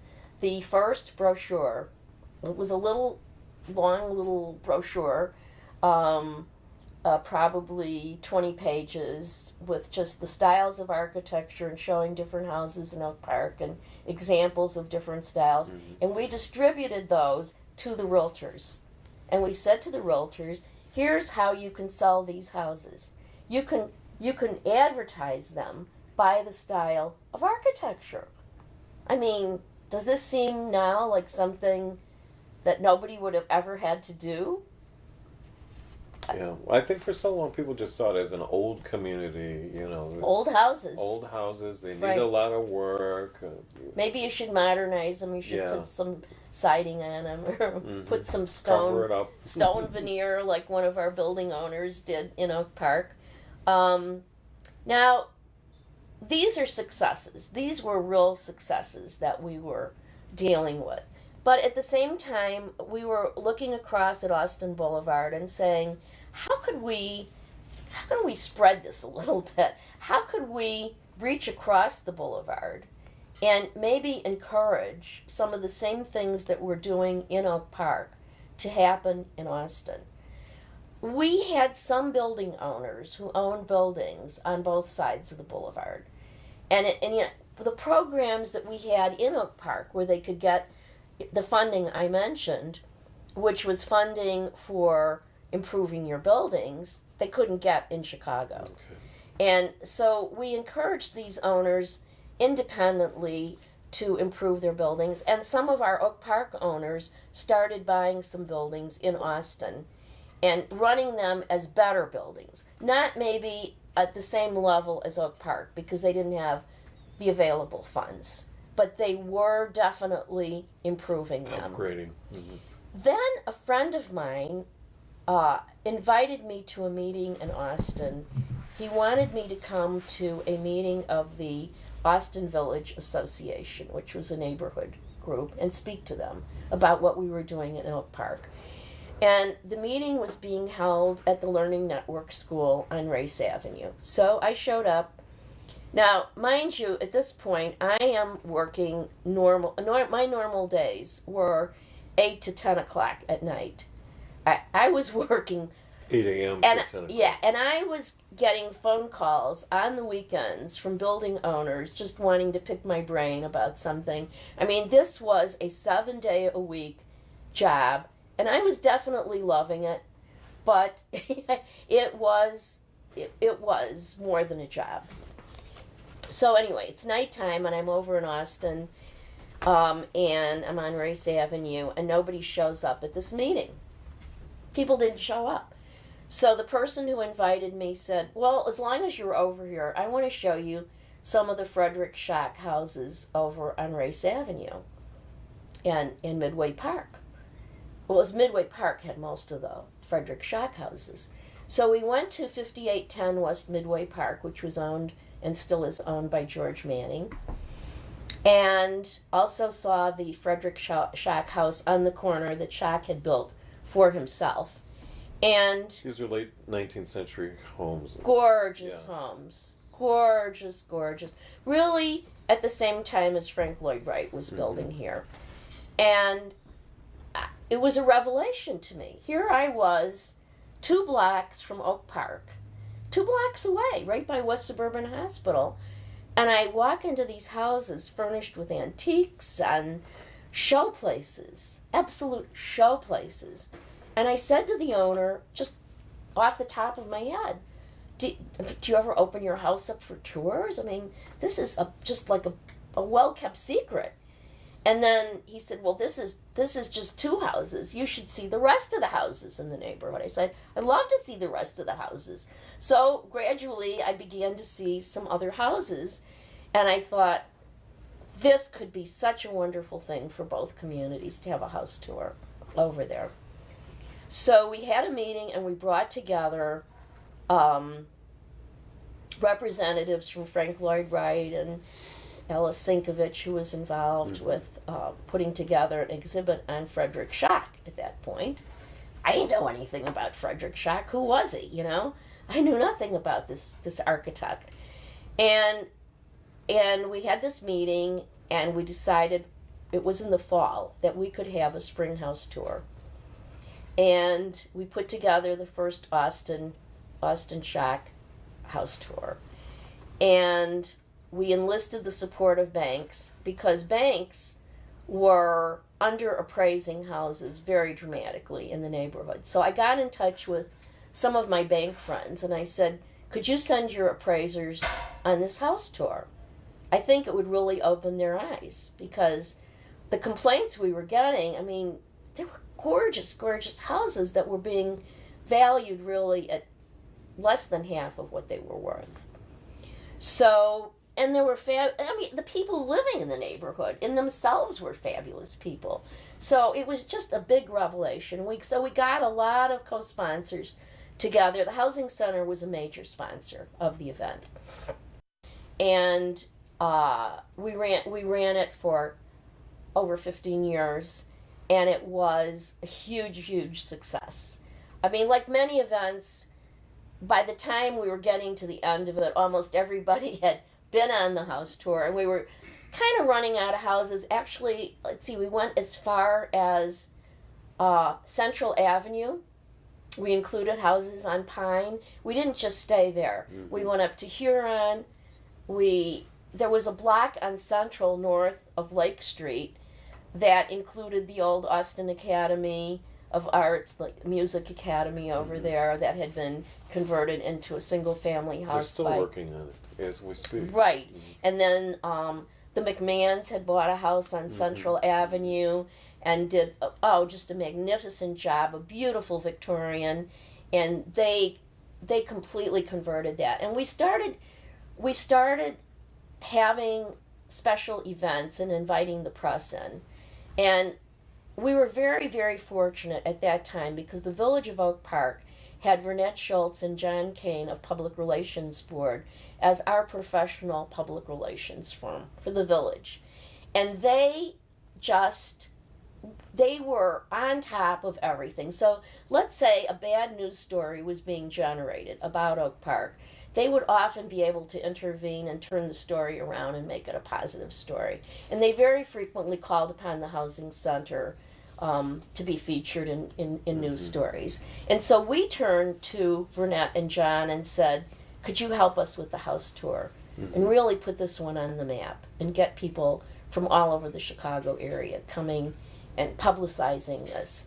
And one of the events we had at the McMahon House was we had a luncheon, a turn-of-the-century luncheon, featuring all the foods that would have been featured when the house was built. And it was the most beautiful event. The tables, the china, the silver, the crystal, the food, and it was a press event. And we had a fabulous turnout. And as a result of that, the articles that were generated were many and positive. Very, very positive. Now, you might say, why were you wasting your time doing this, Bobbie Raymond? You know? Why were you doing this in Austin? Well, it would be obvious, I would think. But anything that we could do that would improve the relationship between the two communities, but even perhaps more importantly, to give our staff and everybody involved that knowledge of what was across Austin Boulevard. So we're showing apartments on Austin Boulevard, and the client says, oh, I've heard Austin is really a dangerous place, or some comment like that. Our staff, our escorts, and our staff could drive people into Austin, into Midway Park and Rice Avenue, and say, look at these houses. Aren't they beautiful? Doesn't this neighborhood look wonderful? Because it was landscaped, the parkway, we got the parkway, it was beautiful. Yeah. And so this was a very positive move for us. How many clients in the mid-70s were you having? Oh, well, if you look at our annual reports, and I'd be glad to pull a few out for you, but if you look at our annual reports, we were in the thousands, 5,400. I mean, we were in the thousands, and most of them were looking for rentals, and a very high percentage of them. We were always very research, as I mentioned, research oriented, documented everything. And we felt, both for our funders and for the community, our annual report really became the information piece. Many people felt, and Pierre de Vizet cited this when he was asked why he was wrong about Oak Park, what had saved Oak Park. And he included the location of the Village Hall from Central Oak Park, to the eastern section, only a couple of blocks from Austin Boulevard on Madison Street, as a really important decision that the village trustees made, because people who lived in that neighborhood, well, they did have to buy a lot of houses over there. Yeah. I don't Things know were if you knocked remember. down. Gas stations, I think, were knocked Well, down. single family Yeah, homes. Yeah. And the dramatic statistics on the number of people whose homes were purchased in that neighborhood who decided to stay in the neighborhood and purchase another house on another street, that was... It's very telling. Very telling. But that decision to place the village hall there was very important. And then we just went over the services: the fire and police departments, the shopping, the medical care, religious worship, progressive government, local fair housing ordinance, and efficient public works. And then, of course, what was our service? What do our free services include? The housing counseling, the assistance to employers, our current listings of available housing, referral to local real estate firms, and printed material about the community. And this piece could go in the mail. Mm-hmm. The first brochure, as far as I know, cool. For Oak Park. Now, at this point, Bobbie, were there any critical backlash kinds of comments that, okay, here's these white people that they're keeping the area so that blacks aren't concentrated, but are we really doing a steering? Oh, absolutely. I mean, the way that we differentiated this from steering, and I think it is still valid in my mind, and I think it's valid academically. Steering was going on for a couple of hundred years in terms of where blacks were told they could live.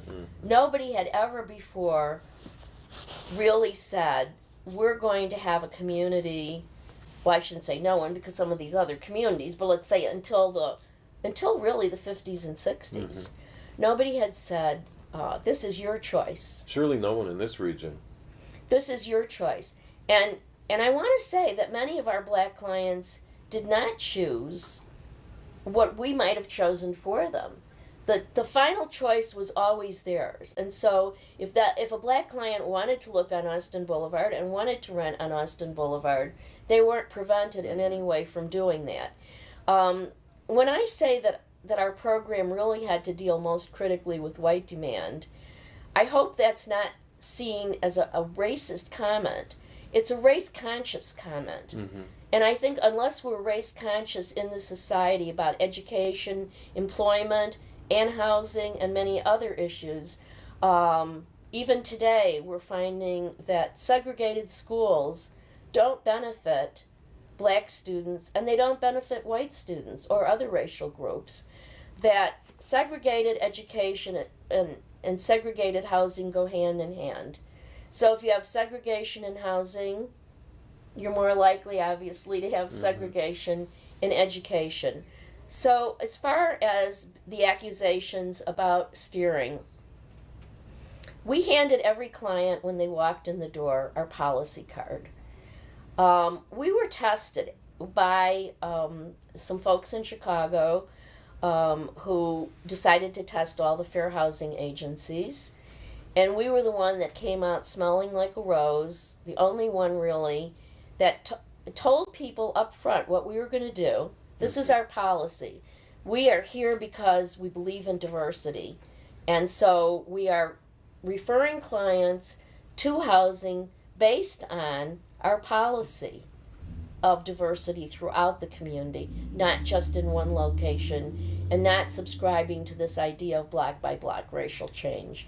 And so the first thing when you walked into the housing center, whomever you were, black, white, young, old, you were handed the same card with the policy, and you were asked to read it and take a minute to read it. And this is something I always stressed with our staff: be sure that every client reads this card, because at that point we then said, have you read the card and you understand that we are going to provide listings in agreement with that policy card?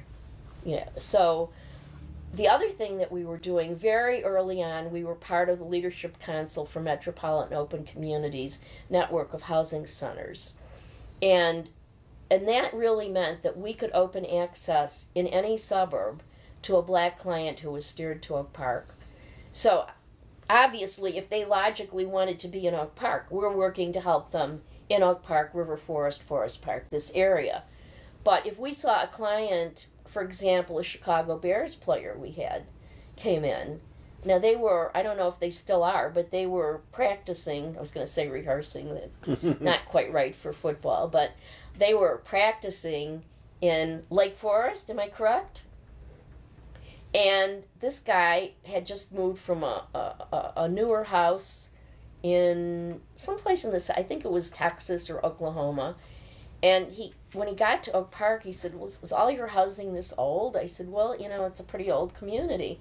He said, well, he then described the whole story of how he was steered to Oak Park. And I was working with him. I used to work up front counseling clients because I loved to do that and really see what was going on. Yes, I loved that whole part of it. And so I said to him, a lot of racial steering goes on in the Chicago area. I want to be really honest with you about this. I said, I'm not saying that these people were not well-meaning when they told you to come to Oak Park, but let's take out a map and let's look at the map. And we did. And at that point, there was a North Suburban Housing Center with the same goals that we had. And I said, definitely continue looking in Oak Park. We'd love to have you here in this community, obviously.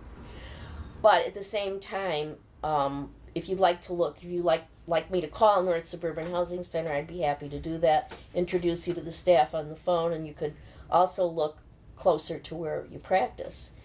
And he was just amazed. I mean, he was absolutely amazed. I could live out there? I said, absolutely. And so I put him on the phone. He talked to the people at North Suburban Housing Center. And a few days later, he called me and he said, my wife and I found the perfect house in Glenview. And, it's a good location for me because it's in between where we play and in between where we practice. And I think it's going to work out well. And the kids, we've found the school and the whole thing. Well, he couldn't thank me enough for opening that door to him.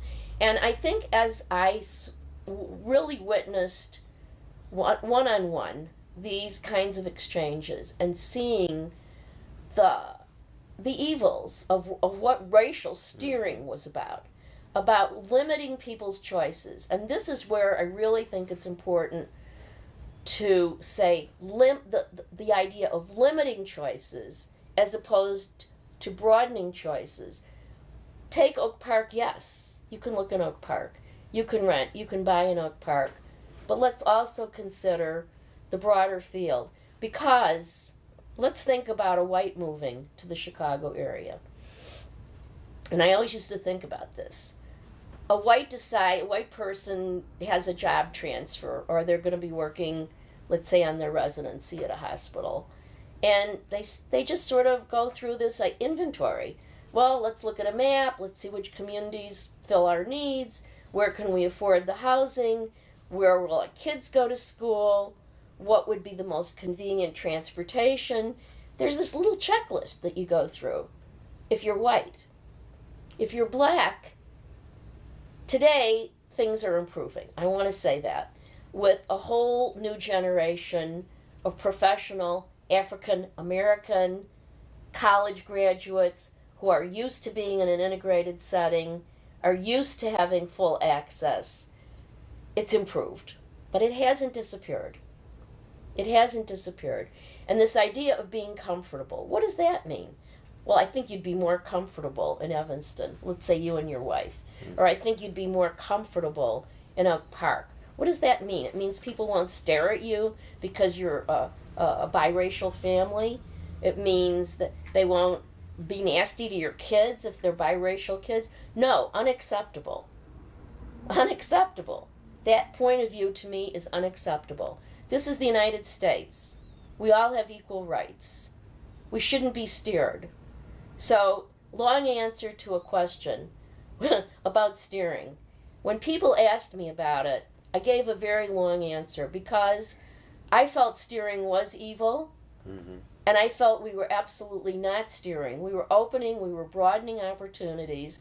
And thank goodness for Al Polikoff and some of the lawyers in the Chicago area who we met with and really went over these issues like, I mean, we went over them in some pretty bloody sessions about, is what we're doing legal? Because I couldn't have lived with guiding an agency that was doing something illegal. I'm a fair housing activist, remember? I mean, do I want to be involved in something that's against the law? And so we really formed some very new and interesting relationships with HUD, where people from HUD came and visited us, and we explained what we were doing. And Al Polikoff, he was there. I mean, it's in one of our annual reports, the photograph. It was Al Polikoff, the people from HUD, me, and some other folks, the village president. And we told the truth about what we were doing. And we said, we think what we're doing is broadening opportunities. Do you agree with us? And HUD not only agreed with us, they started referring people from all over the United States to us to get information about what we were doing and how we were doing it. And I think we were very lucky in the Chicago area because we had some really dynamic people. I think Al Polikoff was certainly one of them. Bob Jones, who actually, he was on our board, he was our board president, was another civil rights lawyer. And he moved to Oak Park, and he left to teach at Notre Dame. But when he was on our board, he really was the conscience for us of questioning, what do you really do in this kind of situation when such large numbers of home seekers, minority home seekers, are being steered to a community? And it could be Mexican home seekers being steered to Cicero or Berwyn. Equally, but we were constantly trying to think of, how do you really deal with this effectively?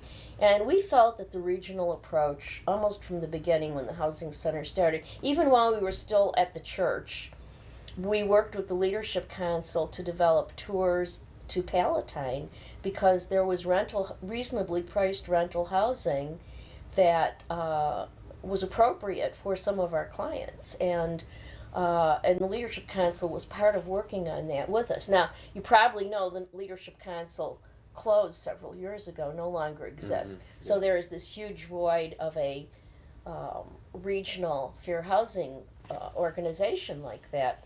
But we had a lot of interns. Almost every summer, we would have students contact us, really good students from Yale, from other schools, Kalamazoo College and Midwestern schools, large universities, and say, we'd like to intern at the housing center. So there's a long tradition of having interns. And what I would generally do during the year would be to have a mental file of research projects that I wanted to do but didn't have the time to do. Okay. So when summer came, I would be ready for the interns. And we did a research study with Elmhurst College students, where we took the inventory of rental housing in Oak Park and then did a major inventory of near west suburban communities, minutes away from Oak Park. And their inventory to see if they, because some people were saying to us, well, you can't really compare Oak Park to LaGrange or someplace because the rents are so much higher in some of these other communities. But we found actually, well, it was funny, actually just the opposite. But in fact, in most cases, comparable rents. And so we finished this huge study. It took several months with the students working on it and our staff, in which we were able to prove that there was an inventory of similar priced rental housing, but that black apartment seekers were being steered to Oak Park. So the next move really was, there was a West Suburban Housing Center, but it was way out in Glen Ellen, Bernie Kleina, and we felt we needed something closer in. near West Suburban Housing Center. Mm-hmm. So we worked with the Leadership Council and we set up a housing center in Westchester. And it was working fairly well. We had a staff person out there, but it was very difficult because so much of our program was going on in Oak Park, and then we have this person stranded out in Westchester. And at one point, we decided it wasn't really working to have that person out there. We moved the person back into Oak Park and started doing our counseling of a regional inventory of rental units in Oak Park. So we were able to take a client who was interested, who expressed interest. We would ask, we'd give them listings in Oak Park. Are you interested in having listings in any other suburbs? Now, obviously, we bypassed Maywood, Broadview, and communities that did not need any black demand. That would have been really foolish, and not very conscientious to do that. But at the same time, we were looking at racial change occurring in Galewood. And a lot of people were very concerned about what was going to happen. Was it going to be the same block by block pattern in Galewood as in Austin? And Galewood is one of the few remaining Chicago neighborhoods on the west side where a lot of police and firemen lived there traditionally, as you may know. Well, at that time, St. Paul Federal was still up there, and they funded us to open a little office and have a staff person working with the Galewood Community Organization and trying to come up with ideas to stabilize Galewood. And we were doing fairly well, but due to some funding issues, and this was about the time I was thinking of leaving the housing center and retiring. To say I was a little bit worn out is an understatement, but we had to discontinue the office, and St. Paul left and sold to another bank. But anyway, so there were a number of changes, and Rita Andolino, who was one of the leaders of the organization up there, became ill and died. So there were a lot of things that happened, and we no longer had that tie to Galewood. But I do feel it was very, very important during the time we had it. I think the housing center in Oak Park has always reached out to surrounding communities. And since I left, the new director, Rob Raymond, had an office in Berwyn, and that was funded partly through the municipality, and that no longer exists. So really Berwyn went the way of our Galewood operation. But I think all of these are important efforts because we should view housing on a more regional basis and get away from this rather parochial view of, well, it's insular. Yes. Yeah. Because home seekers, and particularly white home seekers, now tend to look, I'll look in Forest Park because it's a little less expensive. Berwyn is less expensive. And so you have people looking for real estate in Oak Park, young couples, and they're already looking in many of these other communities. Mm-hmm. But if they're black, the tendency is not to do that. Now, National Neighbors, the organization that really was dealing with all of these different communities in the United States, also, I would say, wore out a little bit. So Oak Park, Sherilyn Reed at Community Relations and Sandra and I were getting a large number of requests from other communities. Would you come and speak in our community? And I did go to Shaker, and I did go to many of these other communities, Madison and other places, and spoke. But this for me was very difficult because it really meant taking time away from what I was doing here to go help other communities. And so Sherilyn and I and Sandra and Vernette Schultz and John Kane from Public Relations Board got together, and we explored the idea of having a national meeting. The Oak Park Exchange Congress is the name we gave to it, and inviting all of these other communities and having it 1 year in Oak Park and then every other year in another community. So that way we would travel to Oak Park, to Shaker, to University City, to Southfield, Michigan, to Starrett City in New York. We traveled all over the country, and we had people come from, excuse me, communities in California, in the South. I mean, at one point we were really covering the nation. And this became an exploration into economic development and racial diversity, the two really going hand in hand. But we explored things like how segregated Sunday mornings are in churches, how religion tends to be the most segregated part of our lives, of many people's lives.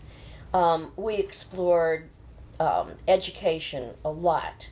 We brought in all of the school superintendents and had them meet each other, which was pretty radical because they were not in communication.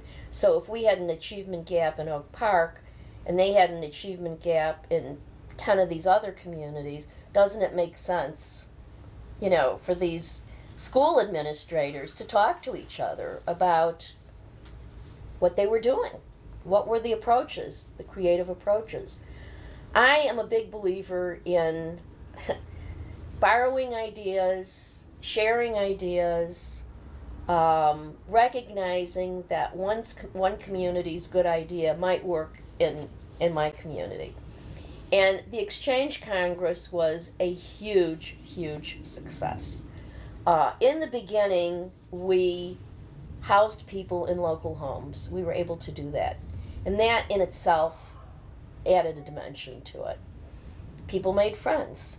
You know, you had the school superintendent from some other community, Ferguson, Missouri, let's say, living in your house. You could find out some things from them about how things were going there.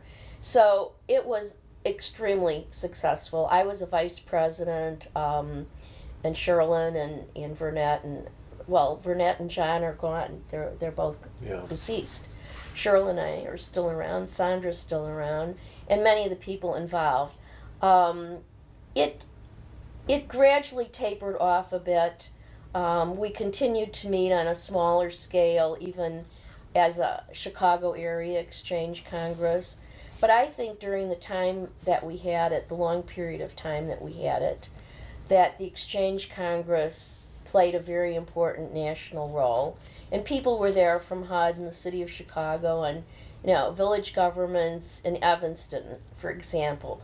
You know, well, when the housing center staff would meet with the staffs of the Residence Corporation and Housing Authority, that was also very important because, as I mentioned to you, they were buying buildings and they were managing buildings.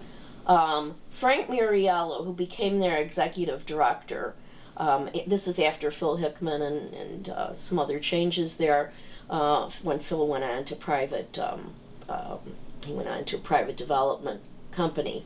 But Frank Muriello was a very, very well-liked person in the community. He had a lot of friends in real estate. He came from a very strong real estate background, and he was able to create programs you know, that the Housing Authority and Residence Corporation could implement with the housing center and have both staffs on a daily basis working together. And so Frank's leadership, I think, during the period that he was executive director was really a very, very important leadership and very forward-thinking, very forward-thinking, and their board concurred with that.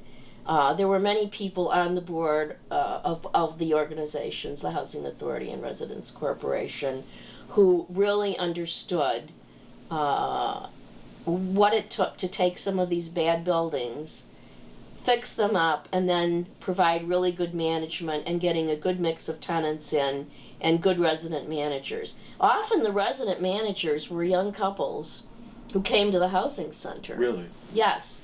And the big advantage to these resident managers was just looking at them. You know, here's this young couple living in a building on Austin Boulevard, on Humphrey, on Taylor. they're living here, he's in medical school, she's in graduate school, and boy, are they nice, and they're going to be right in the same building with me. So that became a really good selling tool. So, you know, in looking at the importance of the housing center working with all of these other groups, and how my belief is that the housing center really was the key player in terms of the creative action that I described before, the think tank, that we were often the agency that didn't have to worry about getting the trustees to vote on something. I mean, if it had been a village agency, part of the village government, we couldn't have done things as quickly and as inexpensively as we did. And I think the volunteerism, the volunteers that came into play, would not have been so ready to volunteer their time if they saw the village government paying for everything as a village agency. And so there was a real value in being independent of the village, but working cooperatively with the village. And so I think that's a good note to end on, because it really is important for people to recognize that yes, one person and one agency can play an important role, but that person is also dependent on the support of a lot of other people. And the banks are just I want to bring that up a little bit, because the banks are such an important part of what happened in Oak Park. The first really big bank support that came from St. Paul Federal, because both of the bank officials lived in Oak Park, Leo Blaber and Joe Scully. And Leo Blaber is gone, but I just saw Joe Scully at a housing center event the other evening. And you cannot forget that these people went out on a limb. They sponsored luncheons and information meetings for other bankers to hear about what the housing center planned to do in the early 70s, right when we were starting. And so looking back now on the courage, really, that they were courageous in supporting something that was controversial, and that not necessarily at that point had CRA, Community Reinvestment Act, approval, they understood that their investment in real estate was being protected and could be further protected by the programs the housing center was developing. And so those banks and those businesses that came on board gradually to support the housing center understood. And the early realtors who got on board, people like Rich Glure and others, understood what it meant. And so, I mean, I think that that's a good time to finish our discussion. I do want to thank you, Doug, for doing this today. It's been a real treat hearing all this background. Well, I think your family... I've always admired you so much. Well, thank you, but I was going to say, I think your family so well exemplifies community service and your involvement, your entire family's involvement in the community, and having a daughter on the police force and a son who's doing the filming right now of our interview. And I hope that this will answer a lot of questions for people who are curious about the housing center. I would like to also recommend the Legends of Our Time series, because that is at the library, and they can hear directly from many of the people we spoke about today who are deceased. And I think certainly it's always fun, I guess, for some people to look at my thesis and see what we were facing and what the challenge was in the early 70s, because I laid it out pretty clearly at that time.